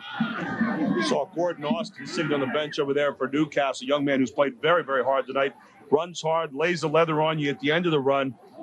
Get a feeling he might be back here again next year. Well, they get a little taste of this, and sometimes when you leave here and you know you've been to the state title games, when you leave here tonight, the one thing in the back of your mind is, I want to get back. What do I have to do to get back? You know, Newcastle may be back here, but Gordon Austin will not be. He's a senior. He'll be moving on after this year. And again, the tears when you know that this is your last game and this is not the way that you wanted to leave the stadium. 1st and 5 for West now at the 27-yard line. It's Ortiz trying to get to the outside, picking his way, and the undertow finally catches up at the 28-yard line. It's a continuous clock with a mercy rule. It's a 42-0 game. Central Bucks West, 5 touchdowns for Dustin Pisciotti. Pisciotti, Jr., stud. Mailman, get ready. He's going to be busy. Last year they had Armstrong, who was the top player in the state of Pennsylvania last year. Dustin Pisciotti last year played defensive end. I remember him clearly doing a great job at that position. Here he is a year later, and he will be next year the premier football player in the state of Pennsylvania, and on top of every recruiting list. And he will be recruited probably as a fullback because that young man can run the ball. Dave Armstrong off to the University of Michigan. There's Bill Stone. Stutter step move. He's still cooking it. Inside the 15 to the 14-yard line, and another Central Bucks first down. What the move by Stone does right there is it stands up the defender. You know, you want to stay in that good athletic position when you're playing in any sport. And watch this. Stone comes down around the corner. He's got the defender in front of him. Watch, defender's down in a good athletic position right here. Now watch when he stands up. Defender starts to come up, and all of a sudden he just stutter steps right around him. Beautiful run by Stone. That's something you don't teach a great running back, and you know that. You got the feet, you use it. Fullback position making a comeback with a push. Every team in college going 8 guys in the box. Now you got to counter a little bit. You get a guy with a little bit of bolt and some blocking ability. Now that position's taking on new meaning. There's no doubt that big fullback in the college ranks right now is extremely important. Besides, Dave Armstrong last year for Central Bucks, I was told the other day they moved him to defensive tackle at the University of Michigan. There's Stone whirling through the door right to the 1-yard line. He didn't make it. Got close. I don't mean to bring up bad news for the Newcastle fans. This is possession number 7 in the game. And this will be touchdown number 7 if they score. Well, they're right on the welcome mat, as you see. That's the distance to the yellow stripe. You got young kids in there right now that want to score as much as the first group does right now. So there's no slacking off when you look at Central Bucks' first, second, or third team players. They want to get in the end zone because there's an opportunity for me to score a touchdown in a state championship game. That's got to be a tremendous advantage for teams like Central Bucks West when they can get into games like this, important games, and play the second, third, fourth teams. Gives them a valuable experience for next year. Experience. Their goal to go at the 1-yard line. Stone on a keeper. The pile moves. That's how dominant it has been. Touchdown, Central Bucks West. 48-0 Bucks, and there's Bill Stone, the quarterback. We thought time of possession in this game would be so mammoth, and in a sense it has been, but 22 minutes and 33 seconds for Newcastle, 17 minutes and 30 seconds for Central Bucks West, and yet those 17 minutes and 30 seconds have been punishing on the defense for Newcastle. Are they nearing a record yet? I mean, I know last year they rushed for over 500 yards in a terrible weather kind of situation. I'm sure they're up there pretty high at this point. 449 yards to date. There's Tumulty for the extra point, and that is good. He snuck that one in. 7:48 to go. Tumulty, I think, is the most exhausted player right now on the Central Bucks West team. We talked to you earlier this afternoon just about the Mount Carmel, their down guys. This offensive line for Central Bucks West as good as you can find at this level. I mean, considering the experience that they have, the size and the athleticism, you just don't see this kind of stuff every day. Not at any high school level. I'd love to see Canton McKinley come up there. Wouldn't it be great to have a national championship game in high school football? I mean, the Pennsylvania State champion in Quad A versus Ohio. We do it in the Big 33 game. Wouldn't that be an awesome game if we can find a dome stadium to get it done? I mean, you're talking about 2 great programs. How can you be any better than Central Bucks West? That's what we were saying earlier. How can there be 6 teams above these guys in the USA Today poll? Well, you have to understand these USA Today polls. They had Berwick ranked up there in the top 5 most of the year. Okay, I'm sorry. You put Berwick out on this field here today, and I think Central Bucks West is going to win going away. Yeah. That last drive, a typical Central Bucks West drive, 9 plays, 85 yards, 5 minutes and 25 seconds. 7 plays or 7 sets of plays and 7 touchdowns. That's one of the reasons we, when Jed and I discussed the USA Today poll, we call it the mythical national poll, because it is. It is. I mean, it's very difficult to gauge the various classes of high schools throughout the nation. And, some teams come up and sneak up and surprise them. And then other teams get the advantage the next year because maybe they were better the year before. For instance, Cumberland Valley in 92, they were non-existent basically throughout the year. Then all of a sudden they ran the table, appeared in the top 15. Yep. And then next season, preseason number 1, Harrisburg High, who was loaded for bear in District 3 at that time. I was surprised that Central Bucks West was not rated higher at the beginning of the year, knowing how many returning players they have from the year before. I was surprised. I expected to see CB West in the top 5 in the country at the beginning of the year, but I don't even think they were ranked at the beginning of the year, which was very, very surprising. Yeah, I think the top team from the East was Cumberland Valley. They were 9. That's exactly right. And CB West probably had as many or more people coming back as Cumberland Valley, and CB West had beat him head-to-head the year before, so he couldn't understand it early, but right now it's coming to the top. We know who the best is in the state of Pennsylvania. Sure is. I'll tell you, I have a lot of respect for the Newcastle kids. They've fought hard. Well, the book on them coming in was no shortage of heart. You can certainly see that here tonight. But right now, the largest margin of victory in PIAA final history is 43 points. And that being threatened right here at the moment. That was a 49-6 win that we did, Southern Columbia over Western Beaver in 1994. When you talk about great coaches, we just saw Mike Pettin there. Is it attention to detail? Yes, it is. Kind of separates him a little bit. Yes, it is. There's no doubt about it. It's attention to detail and putting the time in the finer points that a lot of coaches don't work on, that Mike Pettin does along with his staff. Coach, you also hear the word intolerance thrown around an awful lot, that the great coaches are the ones who are intolerant of mistakes. Not necessarily mean, but intolerant. Well, that's repetition, and that's the discipline part, and that's the confidence part that these kids have at Central Bucks West. Joe Cowart looking keen. There's that basketball experience and a first down inside the 30, all the way to the 25-yard line, and the longest gain of the night for Newcastle. I'll tell you, this Pat Kane is a nice look at tight end. He can get downfield, and he's got nice, soft pillow hands, a gain of 54 yards. Well, you know darn well right now that Newcastle wants to get in the end zone. There's one thing that doesn't want to happen, is to be shut out in the state championship game. They're going to do everything they can in these last 6.5 minutes to get in the end zone. Take the victory where you can get it. How hard is Coach Mike Pettin right now working his young kids in there to keep the shutout? Well, let me tell you, right now everybody on that Central Bucks sideline wants the shutout, because it's very important to those seniors to leave here with a shutout. But sometimes you get caught, if you know what I mean. You want to give everybody a shot to play in the game because they practiced hard since August, and if they score, they score. But right now, you know they're fighting their hearts out. They don't want to give up a touchdown. I give you the statement, you practice like you play. I know you're a big stickler for Monday through Friday. I would love to be at a Central Bucks practice. I would love to see how they run their program, to see how things get done Monday through Friday. And I'm sure there are very few mistakes going on. Has an awful lot to do with how things are going. They're looking deep. He's got a man. Touchdown. Corey Lemon, they got on the board. Nice throw by Cowart. Both of them on this drive. You couldn't have walked it up any better. No, that was an incredible pass and a great catch, great concentration in the end zone. Look at these people here in the stands. They're going crazy like as if they're ahead in this football game. That's the great support that they have from Newcastle. Talk about your perfect lead. Look at this. Hands right there, ball in the hands. It's close. Maybe not quite the possession we thought it was when he first looked like he was going to the end zone. Super slow-mo, though. So.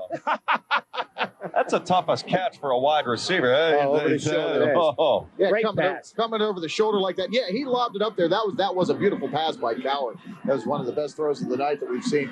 But, Cowart, he has shown a lot of guts tonight. He's hung in there. He's got knocked around. Finally gets some points on the board for his Newcastle club. Pasquale Romano is good on the extra point. 5:55 left, 49-7. Well, that's a gritty way to get on the board. And here's the throw and catch again. And Cowart looked great on this particular drive. Hit him right in stride, though. That was a beautifully timed throw. Wow. I gotta say, he didn't have it. I'm gonna say, hey, but I'm not begrudging the touchdown. Believe me. If there's a mercy rule, right there it was. It's not going to affect the outcome of this No, it game. I don't Now believe. let the young man feel good about himself. You got it. It stuck to him long enough. There you look at the Newcastle fans. They're feeling a little bit better right now. I'll tell you what, you marry the community and the football team. We've talked about that with the Mount Carmel program, and you're seeing that now with Newcastle. You know, there's a resurgence in the football program thanks to this 1998 team and their great run. Had a little downtime in the 80s, and like I said, when Coach Schooley took over in 1995, they went 0-10 his first year. And think of the strides you're making a program from going 0-10 to coming to Hershey several years later. And they were not the favorite going into the playoffs out in the Pittsburgh area at the beginning. So they did a great job getting here and they deserve a lot of credit for it. 9 plays, 68 yards on that drive, 49-7, 5:55 to go in the game, and Central Bucks West with a kickoff. Big hole up the middle. This is Damian Smith. He's still alive all the way to midfield. Huge gainer that time. Damian Smith with about a 35-yard rip on the kickoff return. Yeah, man, about 39 yards. Not a lot of fancy juking by this team. It's just head north and south and get down toward that line that says touchdown. I'll tell you Full what, speed ahead. Central Bucks West has a great kick return team. Last week, Dave Edwards took the opening kickoff against Parkland, 67 yards, as CB West got into great shape at the Parkland 28 right off the bat. That really has to help out a football team. I mean, when you have a good return game like that, you know, great field position, you can hit the home run maybe now and again. I mean, that really has to help you out. Anytime you can return any kick out past the 35-yard line, that's a major plus for the offense. Ball is dropped, and it is recovered. Take it down. If you're looking at them right now in your Newcastle, you say, my gosh, they're human. Phil Diajamaco is in on the I was looking at the Central Bucks West offensive line here right now. It's probably their third offensive line out there. And if you look at them, they're all clones. Everybody across the front looks about 240, but they're puppies right now. And see, in a couple of years, they'll be up there into the 260 to 270 category, and they'll be big and strong. The only mystery left, this is the 8th possession of the game, if they can score their 8th touchdown in a row. Bill Stone, the senior, getting some time. And somebody jumped.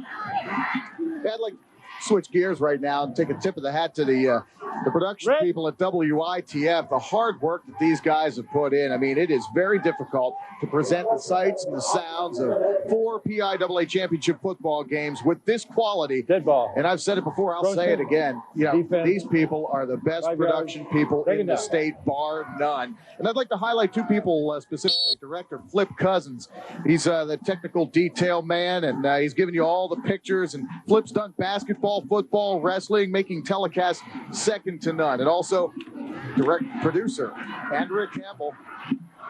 She's leaving WITF. This is her final telecast. She's going on to some other ventures. And Andrea, you are a true professional and a delight to work with. Your talents will sorely be missed at WITF. Thank you to WITF's production staff for all the sights and sounds here at Hershey this weekend. It's been a lot of fun, no question about it. I wouldn't be anyplace else.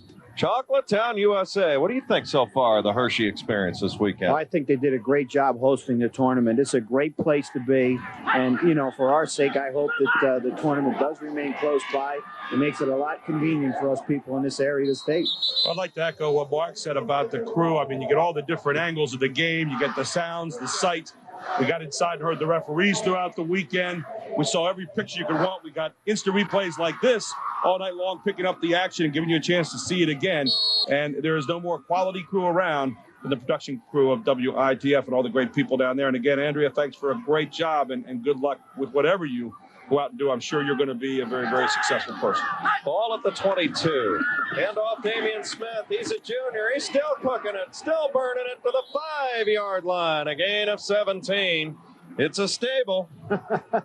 Well, no matter who they put in there, they get after it, don't they? They're blocking, they're running, they're doing everything consistently. That's why they're a great football program. And Mike Barrett, a wide receiver in there, doing a kickout block 10 yards downfield. Now, Coach, how important is it to have the system as far down as you can get it? Let's say the Pee Wee level. Does Coach Mike Pettine maybe have some input as to what type of systems and what kind of practices they run at that level? Is that how a Central Bucks West gets so good? Smith, touchdown. Damian Smith is in from 5 yards out.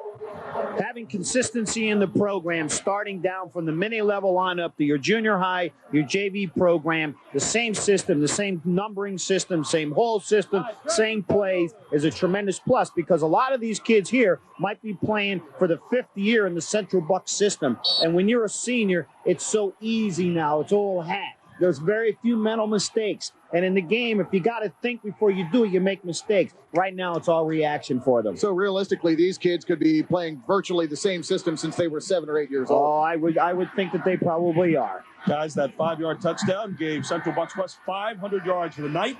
They also have scored on every possession this season. That has got to be a record. Tumulty and got it through there.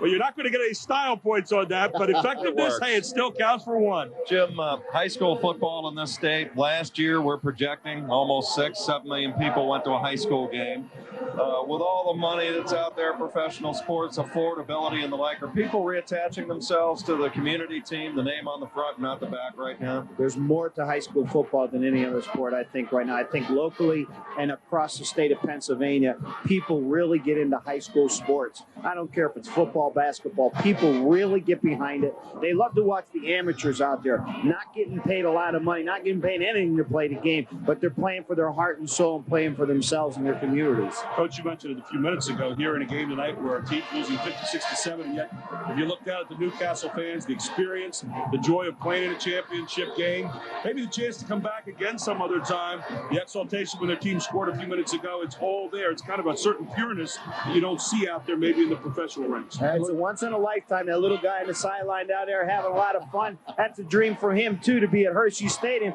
You know, for a lot of these people, from us being in the central part of the state, we've been at Hershey Stadium so many times, but these people, the first time here, were in the big Hershey Stadium, where the Big 33 game is played, where the state champions are. This is a tremendous experience for those people. I heard someone say today, I came in from Mount Carmel, he said, you know, you can smell chocolate everywhere around this place. And we've all gone through that at least one time in our lives coming into this town.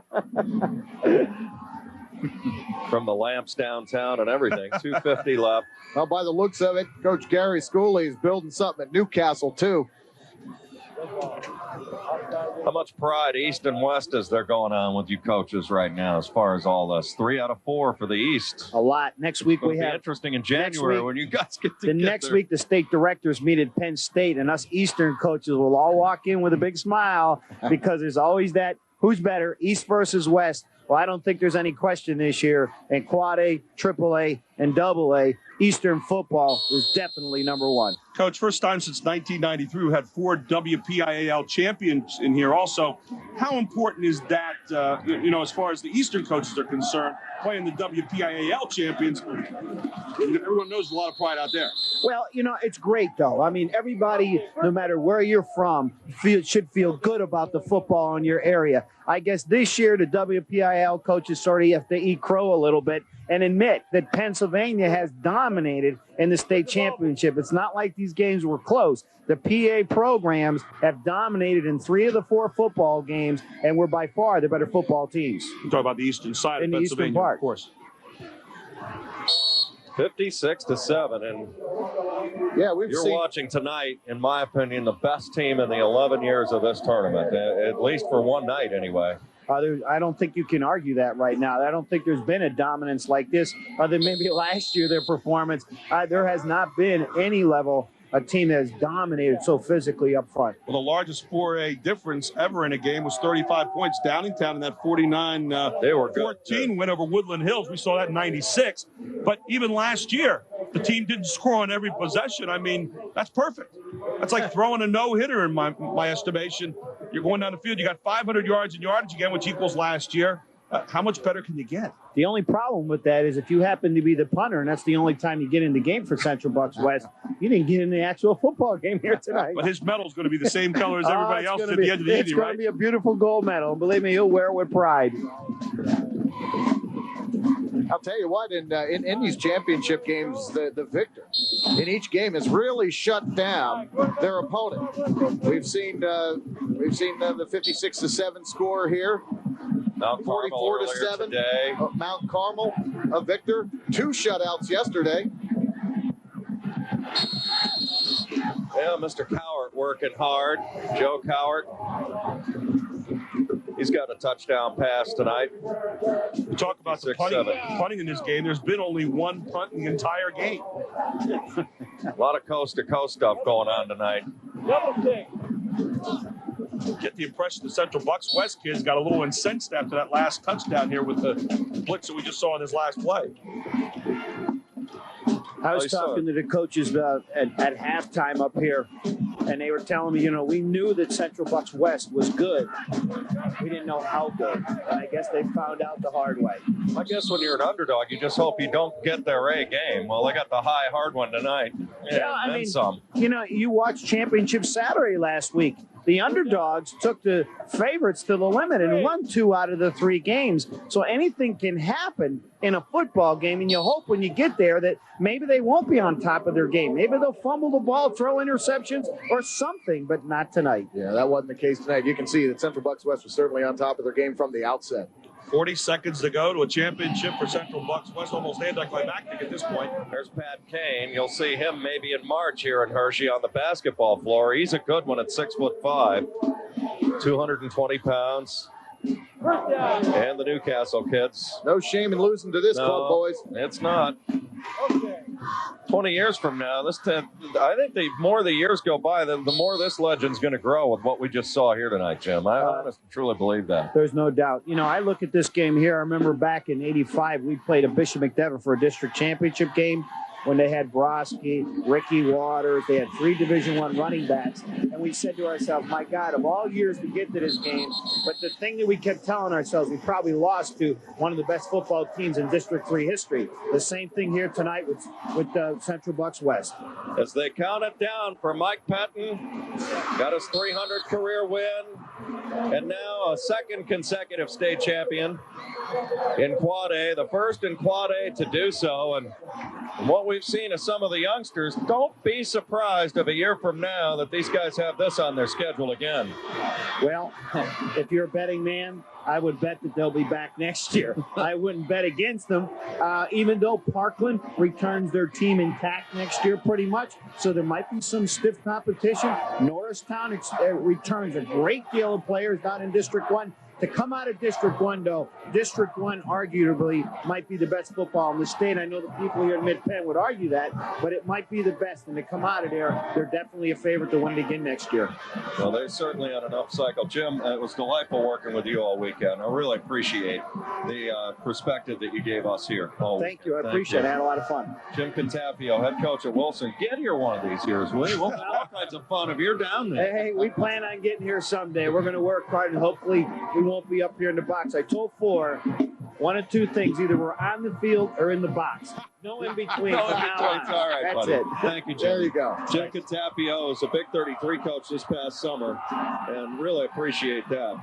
Well, guys, we just saw, in my opinion, the best night a team could have played. I mean, it's the best team in the 11 years that we've seen in the tournament for one night. And you can make a strong case. I'm not going to say best up, but they were just fabulous. I think Gary put it best. I mean, when you see a football team score on every offensive possession, how rare is that? I don't know if I've ever seen that, quite honestly. And that's a rarity on the level of a perfect game, in baseball. It is just an outstanding performance by Central Bucks West. The offensive line is incredibly dominant. We talked about that with Coach Jim Contafio. They lose their first team All-Stater, Pat Carver, and hey, they don't miss a beat. obviously 56-7. But with Newcastle, I'll tell you what a long way they've come in the short reign of Gary Schooley. And here they are at Hershey, just several years after an 0-10 season. The future is bright at Newcastle as well. Gary, a coach, once in his life, likes to go into a championship environment and see his team play their A game. For Mike Pettine was the best of both worlds. Not only did he get an A game tonight, he got it for the entire postseason. What an exclamation point. Well, you dream about the moment. You're always in search of the perfect game. You know you'll never reach it, but you're in search of it all the time. It's kind of like after the Holy Grail. And tonight, Mike Pettine's team may have come as close to the perfect game as he'll ever see them play. The third championship in 7 years for the Gold and Black. I mean, this game tonight was like taking and putting out the crown on the top of the jewel and just saying, here it is, guys. Here's the best we have to offer. And you know, so many times you last into this game and you end up surviving. Tonight, they come into this game and they painted a masterpiece and they walk out of here and the painting is finished for the year. And a chance to start thinking tomorrow again about, could we do it 3 times in a row? It was a true Rembrandt performance tonight. A lot of thanks again to the staff here at the Hershey Sports and Entertainment Company with Scott Mullen, the general manager, facilities here at the stadium. And again, many thanks to the WITF production crew. Phenomenal job over the weekend. And the PIAA, it was awesome presenting in association with PCN, seeing all 4 games live on the Pennsylvania Cable Network. We can't wait till the month of March when we bring you wrestling team and the Parade of Champions, and then basketball, March Madness, coming to PCN in the month of March. For Gary Sutton, for Mark Shuey, our entire WITF production crew, from Chocolatetown, USA, a resounding 56-7 win for CB West. Good night, everybody.